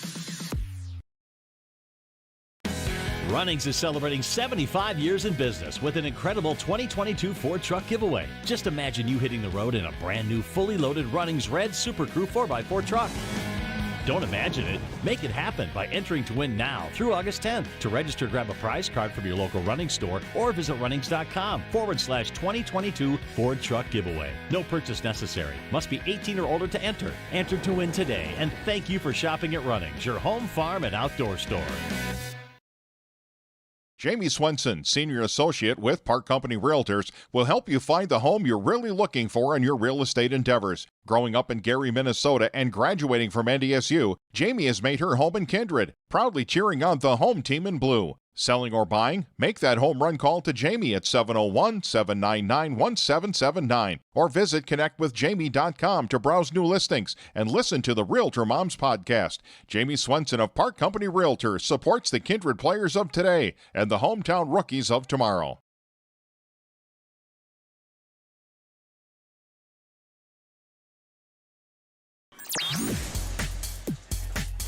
Good evening. Josh Almaris alongside Nick Eggman. Score of this game is Kindred White 8, Kindred Blue 1. We're going into the 6th inning with the White leading again. They are the visitors on the scoreboard, and they're going to bring to the plate Graham Hess, Trevor Olson, and Gavin Niemeyer. If you're watching the All-Star game or wondering about it, I suppose if you're watching, you're not wondering. But the National League was up 2-0, and then Stanton hit a 2-run home run. Byron Buxton followed it up with a home run, so now the American League are leading 3-2. Yeah, those Kindred White guys over there feeling themselves a little bit, dancing to the YMCA over the intercom over there. Graham Hess, catcher, number 4, up to bat. He was hit by the pitch in the first. Had a ground out RBI in the second. Here he swings and misses. And he was hit by a pitch again in the fourth. Both times he was hit by the pitch, he did score. And he is, again, one of those that likes to be around the diamond. He's helped out with our camera on Magnitude a few times. You know, one of the things we talked about these guys hanging around the diamond so much, but in a lot of those Legion games, they're nestled in right along the dugout and, you know, asking questions sometimes about what's going on. You can see that wealth of knowledge that they get in watching games come to fruition here. 2-1 count to Graham Hess. Hopefully these guys keep that hunger. A lot of bright things in their future. Yes, there is. Graham Hess with a 3-1 count. Pitching right now is Jake Pearson. This is unofficial, but I would say he's the lone right-handed man in that family. Really? I'm going to go with it. Graham Hess is walked. That'll bring up Trevor Olson. Olson is 1 for 2 with a single in the first, hit by pitch in the second, and ground out to the pitcher in the fourth. Matt Pearson, or not Matt Pearson. Jacob Pearson starts him off with strike 1. I'm wondering if Graham Hess is going to go here. He's got the speed to do it. He's getting a good lead, and there he goes. He's off. Here's a ball put in play. Oh, the old right off the bat. Oh, no, that's a great play by Carter Gronwald. Don't feel bad about that. Don't give me, that was a fantastic play by Carter Gronwald. He kind of throws his arms like, I'm sorry, man. No, you're not. You're not sorry. The 4U double play. That's the one, that's the one tough part, and maybe the one scenario you want to try to stay away from the middle. When you know your runner is going, you got to stay away from there. Hits it anywhere to the right side. Here's a nice hard hit out into the right center field gap. It's going to fall, get by DJ. No, DJ Westman does a nice job of cutting that off. And Gavin Niemeyer with a nice single out in the right. That was a great play by little Carter Gronwald out there. Sure was. It absolutely wasn't good. Again, baseball IQ of knowing he fielded that big hop right on the base and then threw quickly on to first. But yet you don't want to swing up the middle when you got a runner going. Here the runner going is Gavin Niemeyer, and he gets to second base on the stolen base. Braden Olson going to try to hit him in. The white team has scored in every inning. 4 in the first, 1 in the second, 1 in the third, 1 in the fourth, and 1 in the fifth. It's Braden Olson trying to get Gavin Niemeyer in right now. Braden's a Minions fan. Have you seen those movies, Josh? Oh, I've seen Despicable Me a time or two. Yep. Here's the 2-0 pitch. And runner goes. The throw is out to left field. Erdman can't hang on to it, and Gavin Niemeyer puts the pressure on, and it pays off, and the Kindred White team sticks with their plan of scoring every inning. Scoring every inning, yeah. Yeah, they have scored literally every inning. We'll prove it on the scoreboard after this this batter here as Braden Olson takes a walk. And there's how the scoreboard reads right now, 8-1. 9-1, my bad. A run every inning for the White.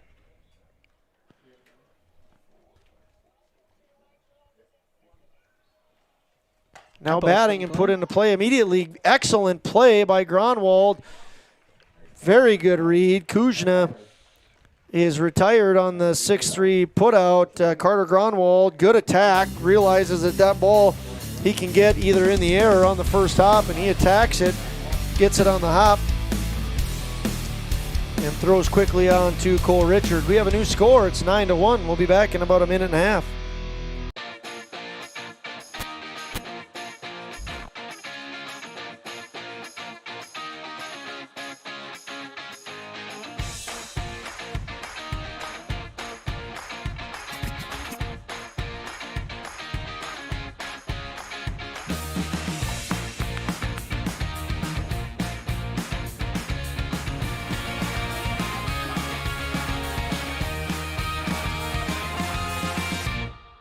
Buying, selling, or leasing commercial real estate or farmland in the Fargo-Moorhead and surrounding area? From office to retail, industrial to multifamily, commercial land to farmland. As the #1 commercial, sales, and leasing brokerage in the FM region, Goldmark Commercial has the experience and skills to handle all of your commercial real estate and farmland needs with the highest levels of customer service and marketing around. Trust the experts at Goldmark Commercial Real Estate to lead your team to success. Signarama of Fargo is the trusted, preferred signage vendor of NDSU athletics. The global leader in the sign and graphic industry, Signarama is the way to grow your business. Competitive prices, free consultations and estimates, signage solutions that fit your budget. Signarama is locally owned and committed to community support. Trusted by the Bison, be a championship business with Signarama. Call or go online at sarvalley.com.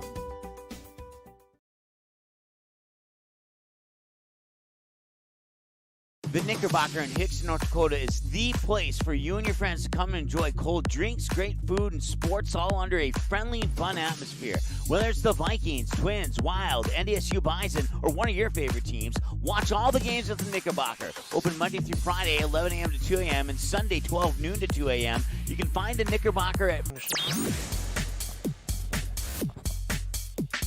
There's the first pitch of the bottom of the sixth inning coming into Teague Erdman. Teague Erdman is 1 for 1, had a single in the second, was hit by a pitch in the fourth. Cade Westby on the mound. This is pitch number 86 for him. It's a ball. Count goes to 2-0. So it's All-Star Week, and we've got a couple of All-Star youngsters on the field tonight. A lot of them, a lot more than a couple, I should say. Yes. There's been some fun baseball played here in Kindred on what could be argued as the nicest night of the year. 3-0 pitch underway. It's a ball and a 4-pitch walk. 4-pitch walk to Teague Urban. That's Cade Westby's 88th pitch, so he has 7 left. He can finish his last batter, and it's the Hamburger Man, DJ Westman, coming to the plate. He's hit the ball hard twice. Well, hit a swinging bunt single in the second, and then hit it hard to left field in the fourth. So he's 1 for 2. Yeah, hamburgers. I think I'm hamburgered out for a while here. Concession stands in Kindred is absolutely fantastic, but I'm ready for a break from concession stand food. Yes. We had lasagna the other night. My wife made it. It was excellent. And we went out to eat to Maddie Erickson at a wedding, and you were there as well. And we said, I don't know if this food is absolutely fantastic or if I'm just excited to be eating something other than a hot dog, hamburger, or pulled pork. And another kudos to Uptown Eatery. Boy, they made some fantastic pulled pork for that Babe Ruth tournament. Pulled pork nachos, pulled pork sandwiches. It was absolutely fantastic. No, but I think that salmon was the best salmon I've ever had in my entire I had life. the salmon, too. I had the salmon. My wife had the beef, and we both agreed, like, this is really good. But is it just because we're used to concession stand? And the hot dogs here are great. Nice big hot dogs. They had the jalapenos, the nacho cheese, everything. It was just a lot of it. That's what it was. Here's a hard hit ball by DJ Westman over the left fielder's head. DJ Westman having a great day. He's going to go for 2. Hopefully he doesn't run off his guy to third. It's going to be a play at third. The slide. Oh, nice play, but he is under it. And I think that was absolutely the right call. He slid under it. Aggie might disagree. Good thing we got that on. Yeah. You know, a lot of good things there.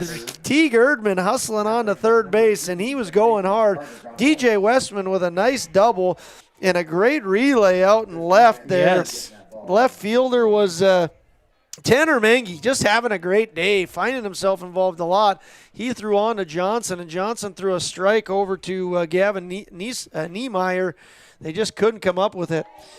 Now Carter Gronwald wants to be a part of the party and swings at a ball. But again, there's so many things that were done well, both offensively and defensively. That was a great relay. Yeah, that was exciting. These guys are bringing a lot of excitement to the field today. Here's a ball hit out into the outfield. Here's the first mistake we have, and it's Erdman didn't tag on that. You know, I don't know if Erdman would have made it yet, but he could have at least faked it and saw what happened. It's going to go in the books. Carter Gronwald flies out to the right fielder. Jackson Schliemann, again a youngster, makes a nice play. Nobody advances on it, but you know, even if Teague Erdman's not fast enough to go there, you want to at least be tagging, because if it's not caught, it's going over the head of the right fielder Schliemann, and who knows what would happen after Schliemann threw it in or maybe threw it all the way home. going to have to be a pitching change here because Westby pitched a very good game, but he's out of pitches right now. So the pitching change is now going to be Johnson on the mound. Brock Johnson going to move from shortstop. We'll have the rest of the changes for you when we return. We're going to take about a 30-second break here. If you're looking for a bank or insurance agency that offers big bank products and small town service, then Kindred State Bank and Insurance Agency is the way to go. Live in or near the Kindred area? Stop in and chat with a friendly banker or insurance agent about all of the convenient services and features they offer. Kindred State Bank and Insurance Agency are your neighbors who are here to help you grow and develop.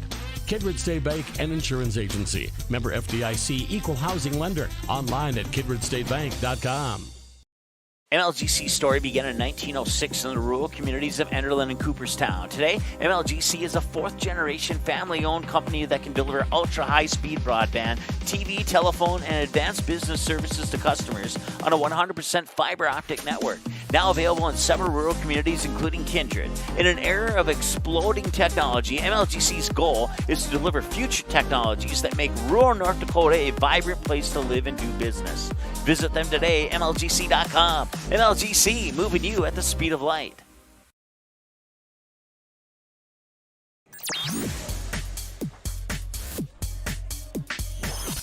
Welcome back to Kindred once again, fans. Josh Omeris alongside Nick Hagman. Going to be a straight switch for the Blues.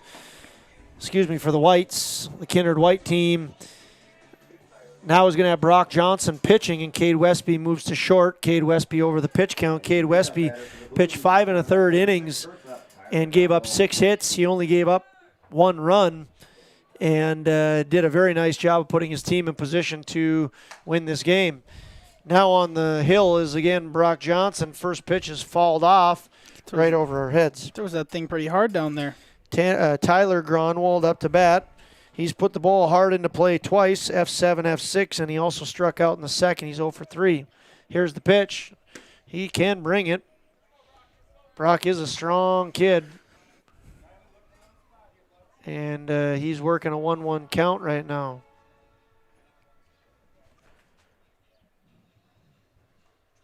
Steps off, yeah. Erdman.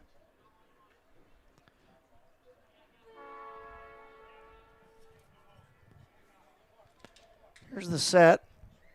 And it's airmailed. And Erdman makes the right decision. Yeah. That's one of the unique ones here in Kindred where you throw her right straight off that backstop and it comes back. Now, if you're new to Kindred, this is about $1 million renovation, and in the old place that would have been an easy an easy run. Yes. But boy, we're fortunate here. A beautiful facility, thanks to many different donors and sponsors. We're very proud of the facility we have here in Kindred. 2-2 pitch, 1 out. It's a ball. Counts full. Things have changed here a lot in my time here, your time here, Nick, and certainly in Paul Quislin's time here. I remember we used to be able to play here. Every game for the 13-year-olds. We had movable bases, no grass infield. Could move them for any game we wanted to play here. Bases are loaded right now as Tyler Gronwald works the walk. And it'll load him up for Brady Baumgarten. Brady Baumgarten walked in the first, grounded out to third in the third, and flew out to center in the fifth. Threat is a big one here for the Blues. Let's see if they can tack something on here as Brady swings and misses. Brock Johnson throwing heat. Count goes to 0-1. Yep, got ahead 0-1 last at bat too. Johnson comes set and delivers. Here's a pitch, strike. That one looked like a little bit off speed. Yeah, curveball, I think, and it caught Brady a little bit off guard there. 0-2, 1 out, bases loaded. Let's see what Johnson does here. Comes set and delivers. Throws it by him. And Teague Erdman not going to go. You know, I know Teague is maybe not the swiftest of foot, but I'd at least like to see him moving, you know, and getting your momentum going. It's a part of his game he's going to have to get a little bit better at. You know, we talk about this a lot, Nick. You don't have to be fast to be a good base runner. Dang right. Are you going to lay claim to that statement? Yes, I'll take that a little right. bit. Well, you were one of the best out there in base running. 2-2 count to Brady Baumgarten. Just one out. I might have misspoke. One out. And a big moment here for the blue team. Trying to get a crooked number on the board. Here, Brady puts it in play. It's back to the catcher. Great play by the catcher, Hess. He's going to step on the plate 4 or 5 times. He does only get one out on that. Doesn't matter how many times you step on it. Smart play there by Hess. Realizes I'm not going to go to first with that ball. Going to go grab that thing, step on home plate, and not let this blue team get another run up on the scoreboard. So it's going to be a fielder's choice for Brady Baumgarten. It's going to keep the bases loaded, but no run comes across, and there's 2 outs now. Jeremy Knight, the 3-hitter, and center fielder number 7 up to bat. Here he takes a ball. Jeremy Knight reached on an error in the first, grounded out to short in the third, and reached on on a walk, and did score the only run in the 5th for the Blues. Here he swings and misses. The lefty has a really good swing. He likes to use that left side of the field, hitting it there twice today. See if Jeremy can get a big hit. Curveball in for a strike. Jeremy's in trouble with a 1-2 count right now. Yeah, got to put this ball in play. Make that defense earn their out. And Brock Johnson pitching very good as long as he stays in the zone. Swung on and missed. It's a Buffalo Wild Wings strikeout, and it bails out the white team in the bottom of the 6th inning. In the bottom of the 6th inning, the Blue are unable to get a run. They do get 1 hit. There were no errors. They leave 3 on base, and the score remains after 6 innings of baseball action. The white 9 and the blue 1. How you overcome challenges as a farmer is what defines you. At Mustang Seeds, it's what defines us. This year brought heavy drought, late season storms, and hail. Now is the time to savor the harvest weather and reap the rewards of the blood, sweat, and tears we've put into our fields. With strong products, proven results, and an untamed spirit, we don't allow any room for failure. Contact Clay Erdman at 701-630-2113 or visit mustangseeds.com today. You may already know that at Clothes Mentor, you can shop great designer brands without the full designer price, and that you can bring your gently used items into Clothes Mentor and sell them for cash on the spot. Here's something else you should know. Buying and selling at Clothes Mentor aids in water preservation, reduces chemical pollution, decreases landfill waste, boosts your local community. That's right, it's resale, and it's better than retail. Be green and kind to the environment by selling your clothing and buying sustainable fashion for yourself. Hey fans, welcome back into Kindred. Once again, we would not be here for the 30 games that we were able to do this summer. We were able to cover the 11 and 12-year-olds, now the 13s, covered a lot of 14, 15, our B Legion team, which is all 16s, and our A Legion, which is 17 through 19. Here are our sponsors making that possible. Custom Express Car Wash, MJ Nipstead, Sinorama, MLGC, Mustang Seed, and Runnings of Moorhead, Kindred State Bank and Kindred Storage, Viking Homes, Goldmark, Jen Swenson, Close Mentor, Jamie Swenson and Park Company Realtors, Express Lane. The Express Lane scoreboard does read 9-1. Todd Wold and the Knickerbocker. Yeah, I just got to give a big shout out to all those. It's been fun to be able to come out to the Diamond, not just on the nights that I'm coaching the Babe Ruth team, but being able to come out and watch these young kids play some baseball and get them out on this the TV so they can go home and rewatch it with their families, with their friends, whenever they want. And none of that's possible without all these great sponsors we have out here in Kindred, and just a very special for these kids to be able to go back and rewatch themselves plays. And I got to send out a lot of thanks to these sponsors. None of it's possible without you. Yeah, and you know, you mentioned it, Nick. A lot of these kids go back and watch themselves in the games. I know we use this film to help get our Babe Ruth teams and Legion teams better. We have, and these sponsors, you know, almost every single one of them is a sponsor in everything. They do so many things for our community. It's one of the many reasons why people love Kindred, because we invest in our youth. This facility has changed in large part because of these sponsors as well. So, you know, we are so appreciative of what you guys have done for baseball and for our kids in general. Here's a fly ball to center, not caught. A rare error here in the game, and Tanner Menge's going to reach on that error on first base. So the error puts Tanner on first and now brings up number 10, the right fielder Jackson Schliemann. Yeah, it looked like Jeremy Knight had to step on it right away, slowed down, and then realized the ball wasn't drifting as far as he thought and had to go try and get it again and just off the tip of the glove. Schliemann deked us out a little bit earlier. He, as a youngster, went to the mound and was doing some practice on the mound in between the innings. Jay's thinking to himself, hey, man, I can do this. I know I'm only 12, but I could throw this 60 feet, 6 inches. Gotta love the swagger from the young kids. Yep. Schliemann, the 9-hitter, grounded out to the shortstop in the second, walked in the third, and reached on a fielder's choice and scored in the fifth. 3-0 count right now. It looks like he could reach for the third time today. Tanner Menge on first. Back-to-back rookies in the lineup for the white team. White team was the 3 seed in the tournament, and they had a record of 9-4. They are in control right now in the 7th. They lead 9-1 with runners on first and second, and leadoff man Cade Westby up to the plate. Westby has reached every time. Reached on an error in the first, on a walk in the second, on an error in the third, and on a single in the fifth. Runners on first and second here. Menge on second, Schliemann on first. Counts 1-1. Yep, Pearson needs to get back in that strike zone. Don't want to give up free bases here to this white team. Here's the set and the pitch. Swung on, put in play. It's going to go back to Pearson. Heads up running by the youngsters on the bases, and it's just going to be an F1.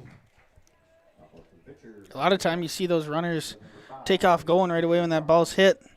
Both of these 12-year-olds realize, hey, Pearson's going to catch that ball. I got to get back to that bag. Don't want to get doubled off.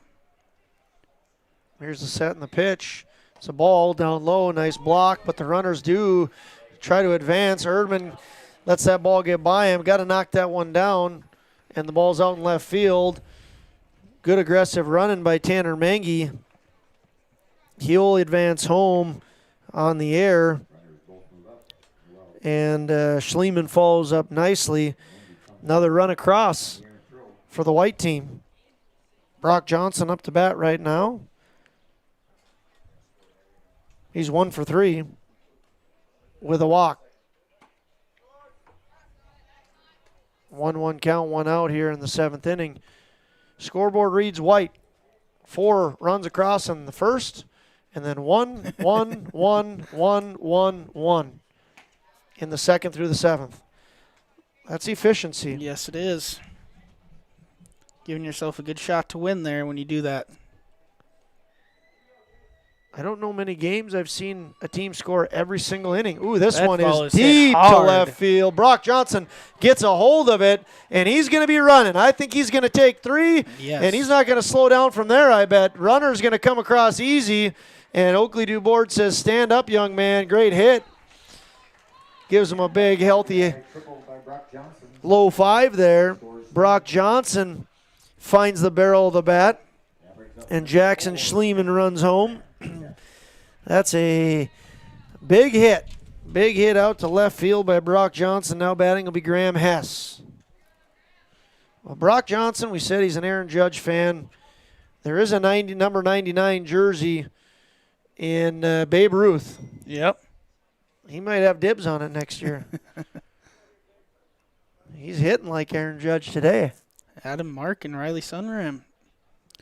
2 that have worn that. Ooh, that one just about came in here, just on top of the press box. Yeah, right now, did Brock Johnson get a single? See a home run away from the cycle? Nope. No? We got a double and a triple and a fly out and a strikeout and a walk. Count goes to 2-1 to Hess. Hess has been hit by a pitch twice. He's also been walked once. He had a 6-3 RBI in the second. Here he swings at one, puts it in play, going to go to the right side. Nice play by Gronwald. Throws on. He's going to be out. So those Gronwald boys, very good players. Gronwald, the 12-year-old, throws on to Cole Richard, the 13-year-old, and they pick up an out of the deal. It's 2 outs now. But, again, some really nice things we're seeing from the 13-year-olds. Brock Johnson recognizes that ball's to the right side. He takes home, and Graham Hess picks up an RBI out of the deal. His second ground-out RBI. You talk about making productive outs, and he's done it twice. Yep.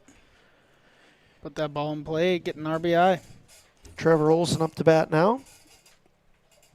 He laced a hard single out in the left, then was hit by the pitch in the second, grounded out to the pitcher in the fourth, and hit into a double play in the sixth. Trevor Olson swings and misses. Count goes to 1-1. It looked like Trevor Olson wanted to hit that one just like Brock Johnson did, hit that one hard and far. Gavin Niemeyer on deck with his Bacon Ranch sunflower seeds. Here's the 1-1. Swung on, popped up, right over the press box. Count goes to 1-2. Got a lot over here tonight, Josh. Yeah. Still haven't had that elusive first one in the press box yet. Nope, we haven't. This, as of right now, is the final game on this field this year. It's a ball thrown in now. Count goes to 2-2. Final game of the year.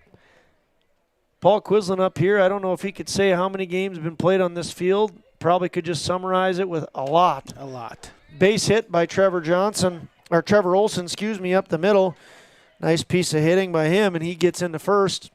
Trevor Olson singles up the middle. Brings up number 28, third baseman, Gavin Niemeyer. This diamond is put to use. A lot of players get an opportunity to be out here. Yep. Now batting again, Gavin Niemeyer. He's been hitting the ball hard tonight. Third baseman, number 28. Hit into a fielder's choice in the first and in the second. Grounded out to the shortstop in the fourth. Carter Gronwald has had a very nice day at short, and then he hit a single in the sixth, scored a run. He has 2 runs in here. He hits a high fly ball out in the left field. Going to fall for a single. And Trevor's got to get on his horse. I don't know if Trevor's hurting or if he's not running hard. Oakley, I think, is having that conversation with him right now. Yep. Hey, man, you hurt or what? It's 2 outs. You got to get there, buddy. Back-to-back singles off the bat of Gavin Niemeyer. Looks like Aaron Judge over there and Jose Altuve standing on second base over there. Here's the pitch into Braden Olson. He's had a good day at the plate. Walked in the first, reached on an error in the third, grounded out to short, and then walked again. He's been on base 3 times. He's got a run. On deck is Henry Kuzna. Strike in. Count goes to 1-1. Yeah, Blue 1 out away. Didn't need to come back in the dugout and get 11 runs up there. Swung on and missed. That one's a nice pitch there by Pearson. Good location, especially with a 1-1 pitch. Not an overly hittable pitch. Braden Olson swings over the top of it. Count goes to 1-2. Olson, where's number 2? Plays second base. Here's the pitch. Going to be a ball in.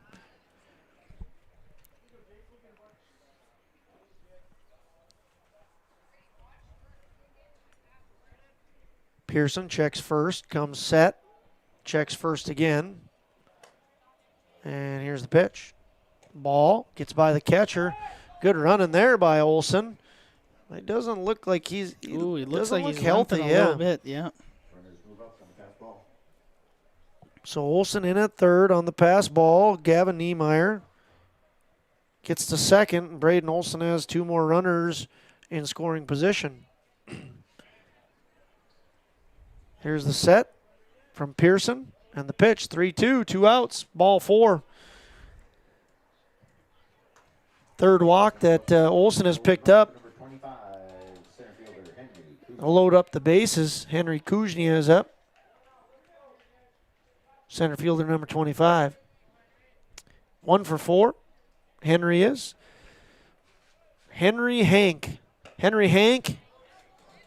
Aaron swings and misses. Count goes to 0-1. Tried attacking that high fastball. Hitting that thing far. There's the 0-1 inside. Hank sees the count go to 1-1. Bases are loaded. Olson on first, Niemeyer on second, Olson on third. Here's the pitch. Going to be a ball high. Pearson's got to find it here. 2-1.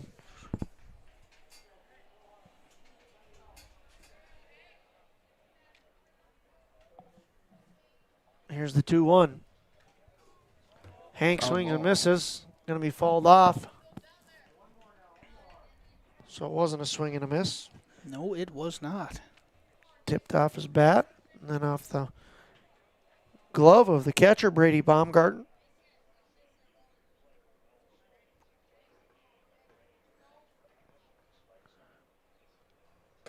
Ball 3 to Hank. Full count. 3-2 now. Game has just surpassed the 2-hour mark. Started at 7:02. It's 9:04. We're 2 hours and 2 minutes into this contest. Niemeyer's halfway to third. Yeah, he's going to score on a hit. That one gets away. And there's going to be an RBI walk in the stats for old Hank. Matt Pearson going out to talk to his little brother. What do you think Matt's saying right now to his brother? Gotta throw strikes. Gotta throw strikes, little bro. We're almost out of this inning. Need to get back in the dugout here. No more walks. Just throw that ball in there, make them hit that ball, and your defense behind you will start making some plays. Make the plays behind you, and we'll get back in the dugout and try and put up a really big cricket number. Let's go, big man. That's what he just said. Yeah. You got this. You got this. You can do it. Giving Jake all the confidence. If you don't, I'm pulling you out. I'm going to give you a knuckle sandwich at home if you can't figure this out. That ball's hit hard, going to be foul. Price said all that minus the last two parts. Tanner Mengi up to bat, left fielder, number 34. One of the 12-year-olds playing tonight. And we've alluded to it, we've just flat out said it. The 12-year-olds are not intimidated one bit. They've come out and done a fantastic job. Mengi has made several putouts out in left field. He comes up hacking right now. He sees a 1-1 count. 5 at least catches for him out and left. Here's the 1-1. It's a strike, swung on and missed. 1-2. So far, Coach Pearson's talk has proved to be effective. It's 1-2 with 2 outs. See if little brother Pearson can work himself all the way out of this. Here's the pitch. And didn't miss by much. Lucas Klabundi decides not to call that a strike. Count goes to 2-2. Good pitch there by Pearson. Here's Jake's 2-2. This one fouled back.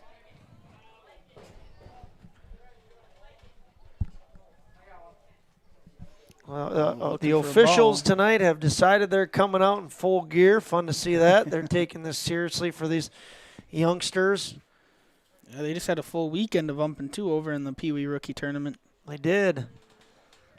And they never looked this official for that tournament, so good of them to get the full gear on tonight. Ball 3, bases are loaded, 3-2, 2 outs, 13-1 is the score. This is a great at-bat by Mengi here. It is. See if Jake Pearson can end this inning. Here's the set and the pitch. Swung on, put into play. It's going to be the shortstop, Gronwald. He fumbles it. Pearson picks it up, and that's a rare mistake by Gronwald. He's been outstanding at short.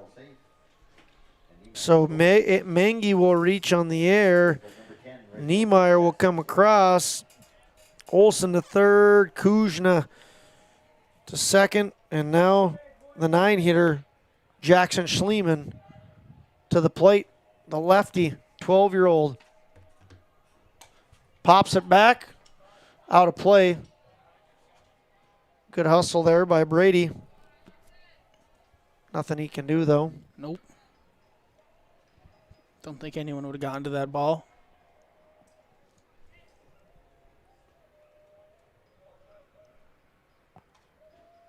Here's the 0-1. 2 outs. Going to be a strike. Swung on by Schliemann. Nice play by Pearson. Sets his feet and throws across. And the 1-3 put out will end things here in the 7th.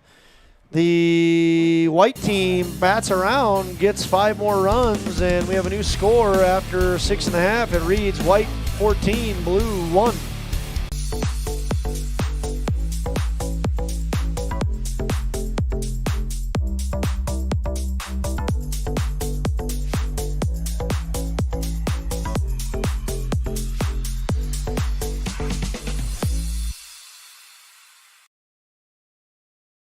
Kindred Storage, built on the north side of the city of Kindred, provides secure and affordable storage. The units at Kindred Storage are new construction, isolated from water and snow, and are maintained year-round. The area is also well lit to ensure easy and safe access to your possessions day or night. Call 701-428-3121 for unit pricing and more information. You can find Kindred Storage located on the north side of the airport in Kindred.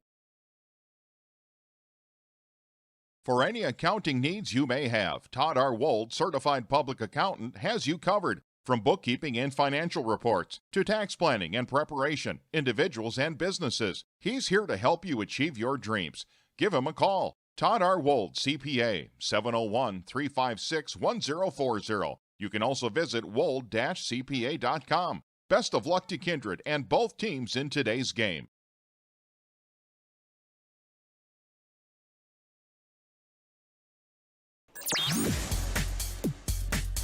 Beautiful, fun night once again in Kindred for baseball. Music is rocking. The grandstand is full. 13-year-olds out on the mound playing semifinal baseball. Right now it looks like it's in the control of the white team. New pitcher on the mound for the white team. Braden Olson is on the mound. Cade Westby will go over to second and Brock Johnson to short. So a little switcheroo here by the white squad. For the blue team, it's going to bring up Cole Richard, Jake Pearson, and Riley Beardman. Yeah, I wonder if Oakley's saving Brock Johnson for tomorrow in that championship game. Yeah, and the championship actually isn't tomorrow, I don't think. These games were supposed to be played in Fargo tomorrow. It is tomorrow night. Okay, so they're going to go. Okay, got it. So the champion, good call on that, Eggie. So the championship is tomorrow. Cole Richard. So both of these teams will play tomorrow. One will be playing in the third place game and one will be playing in the championship. Braden Olson trips there as he's pitching and still completes the throw. It's a ball. Count goes to 1-0. There's the 1-0. And then again is a ball. Moving the count to 2-0. To Richard.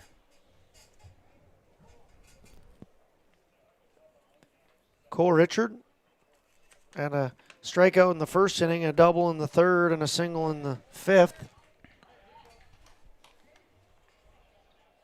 He now has a 2-1 count. All-star game, Americans leading the National League. American League up 3-2. Swung on and missed here by Cole Richard. I think this would be the 6th year in a row American League has won. A good job there by Olson of getting back even in the count, 2-2 here. Here's a nice curveball trying to get Richard to bite, and he does a nice job of not. Count goes to 3-2.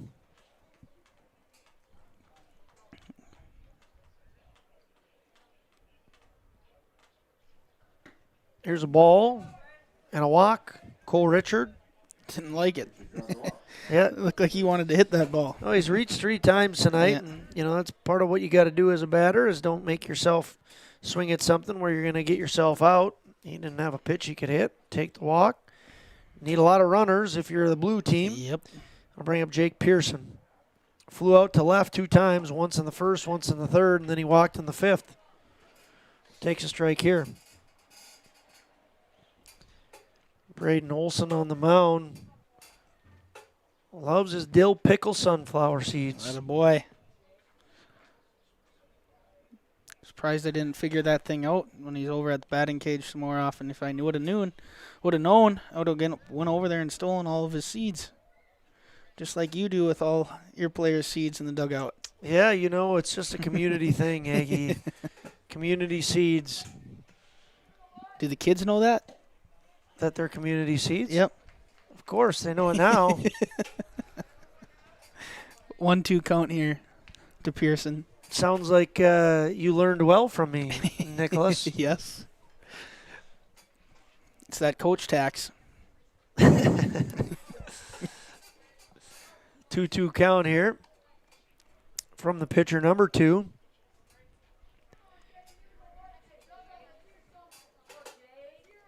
Checks in for the signs. No signs given. Here's the pitch. Swung on and missed. And Olson picks up his first Buffalo Wild Wings strikeout.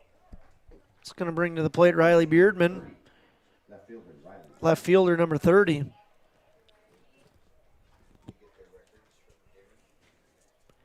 Once again, the records for these two teams: the blue team is 12-1, and the white team 9-4. Both really good years for these teams. Yes, and great things talked about these players from really a lot of different folks. I know I've had the pleasure to work with Matt Pearson all year, Oakley DuBois, another coach that's helped out. They think very highly of this group. My son Mason's been out there, and every time he comes home from working with these kids, he has nothing but good stuff to say about them. And you and I have both seen them out a lot, Yes. working in the cage, coming to games. Fun crew to be around. Yeah, this is the first time I've seen them play, but just if I would have had to guess based on seeing how many times they're out here a week, every day of the week for how long, figured they'd be pretty good, and they're showing that here tonight. Riley Beardman sees a strike come across. It's a 2-1 count to the Mike Trout fan. Trout not playing in the All-Star game today, I don't think. He's out with an injury, I believe. That's why old Buck got the start. Yeah, and he made good of his start. He hit a home run. Not the best base running there by Cole Richard. Again, it goes back to just make sure you're getting a good read, and you don't have to be fast to be a good base runner. Riley Beardman sees a 3-1 count.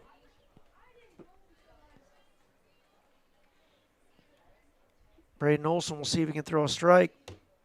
He does. Strike 2. Counts full. 3 balls, 2 strikes, 1 out. We're in the bottom of the 7th. Last time Bearden was up to bat, roped a single over to the left field line, but that's when Richard thought it was foul. He ended up getting tagged out. Goes off speed 3-2. He just needs to throw a strike. Isn't able to do so. And second walk of the inning.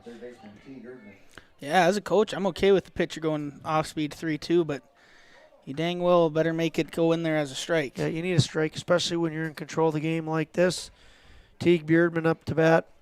Teague Erdman, number 9, third baseman. He's reached all 3 times on a single and a hit by pitch and on a walk. See if he can get on a 4th time. 1 for 1 for the day.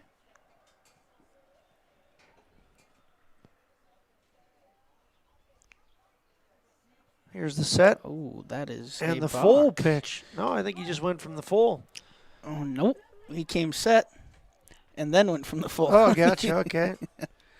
I missed that, but Cole Richard did not, and he took 3rd. There's some good heads up running by Cole Richard. Yep. And there's it is again. Yeah, see, he's just going from the full. I put my head down. I got to watch more closely. Watch this. But what's got to be happening right now is Riley Beardman's got to be taking second base, unless I'm missing something here. 2-1. Okay, let's see. This is a balk. Here he's getting his sign. Not getting a sign. Here's the set. Oh, he did that one correctly. Now's the big kick here. This one's a pop-up. We'll see if the shortstop can catch this rig. He does. Johnson. And that's a second out. Brings up number 29, right fielder, DJ Westman having a good night. A single and a double and a fly out to left field. He's the last chance for the blue team. Going from the full there that time. Put my head down. Really failing things here. DJ Westman up to bat with a runner on first is what I was looking at. Beardman in third is Cole Richard. All right, here's the look in for the not sign. Here's the set, and here's the high kick. So he hasn't done it since I've been watching. I'm telling you, I'm not lying to you, watching Josh. again here. Westman, 0-2. Let's see here. Here's the set. There it is. Yeah. Yeah, see, he's going full. He's just stepping back. That's legal. He just can't go to a base at that point. Correct. It's that old hybrid full that they're doing now. Yeah. You can't. Once he starts that back foot going, he's in the full. We'll so as soon as he starts that back foot going, runner on first can be taken off. But he can't go here and go straight away into it. That's a balk. Let's see. Here's the set. Coming right here. Here's the set. And then the kick. And then the swing and the miss. And that'll end things. So that'll end the game here. DJ Westman goes down on strikes. It's a Buffalo Wild Wings strikeout. 2 that Braden Olson is able to pick up. He gets 2 Buffalo Wild Wings strikeouts. And in the bottom of the 7th, the Blues get no runs on no hits. They leave 2 on base. There were no white errors, and the game is complete. The game ends with the white team successful over the blue team. We'll come back and give you the MLGC moment of the game and the Runnings player of the game. See you back in about 2 minutes. Kindred Express Lane is a friendly, locally owned convenience store open 7 days a week from 6 a.m. to 9 p.m. and offers hot stuff pizza, smash hit subs, gas, diesel, and propane exchange. Kindred Express Lane is located at 220 First Avenue South across the street from the baseball and football field, just 3 inches away from Highway 15 in Kindred. While you're fueling up, be sure and grab a snack and a cold beverage for the road. Kindred Express Lane wishes the Kindred Post 117 Vikings the best of luck in the East Regional Baseball Tournament. Go Vikings!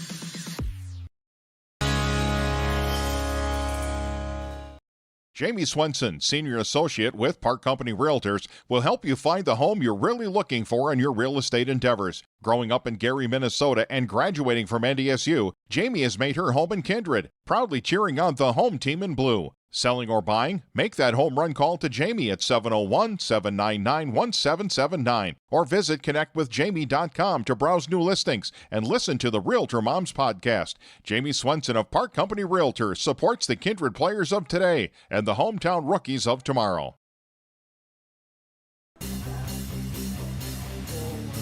Hey fans, welcome back into Kindred. We're wrapping things up on a fun night of 13-year-old baseball. Want to thank our sponsors. We gave a lot of shout-outs to you guys throughout the game, but specifically want to thank right now MLGC. MLGC has done a lot to sponsor things in Kindred, and again, we're a big part of why we're able to be here today. We appreciate MLGC and all the awesome things they do for us in Kindred, the fast internet that they give here. And speaking of fast, the MLGC moment of the game involved the white team coming out to a fast start. Nick, you want to take us through the MLGC moment of the game, the one that was awesome in Kindred, just like MLGC is? Yeah, that white team came in as a 3 seed, getting ready, and they get to hit first, and they put up a good old 4 spot. Doing so, Cade Westby started off reaching on the air.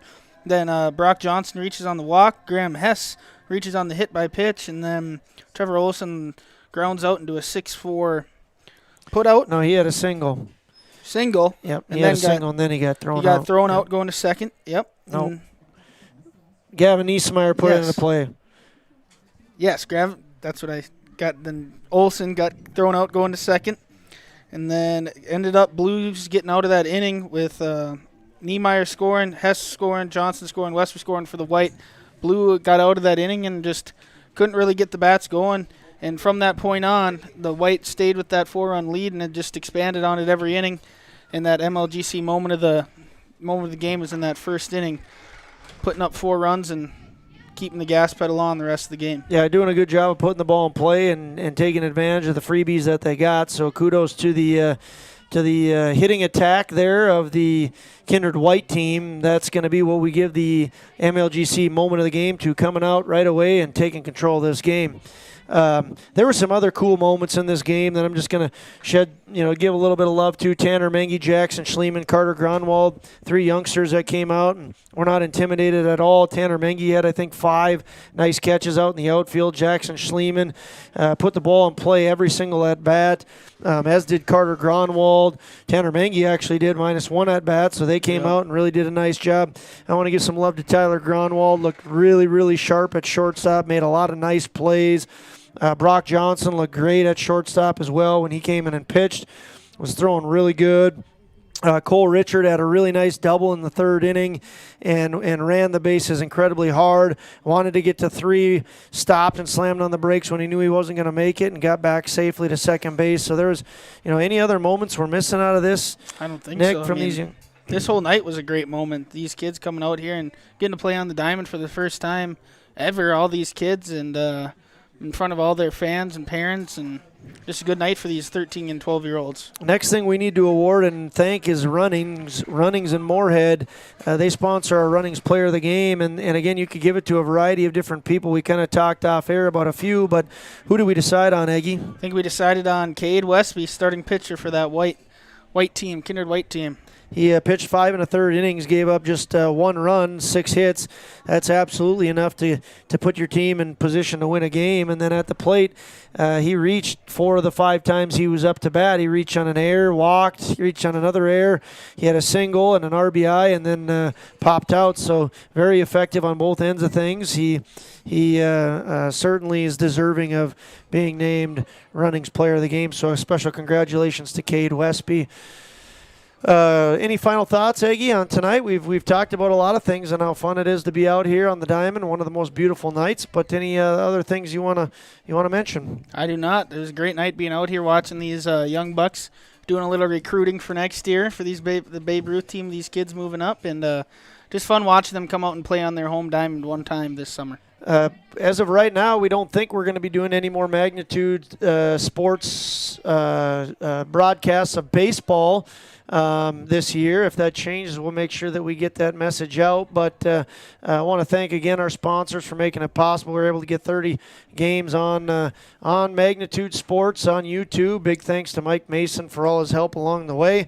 If you're looking for more baseball action, Class B, that game has now been moved to 4 o'clock tomorrow in Hatton. They are in a loser-out game. They don't know who they play. It's the loser of Thompson and Gardner, and that game is taking place tomorrow at 2 in Hatton. Nope, that Gardner-Thompson game is at 2.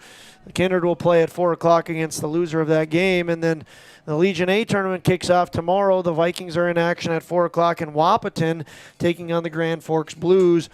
Tournament time is here. Good luck to these 2 teams, the blue and the white. The blue will play the 3rd and 4th place game tomorrow in Fargo, and the white will be in the championship. So good luck to those young men.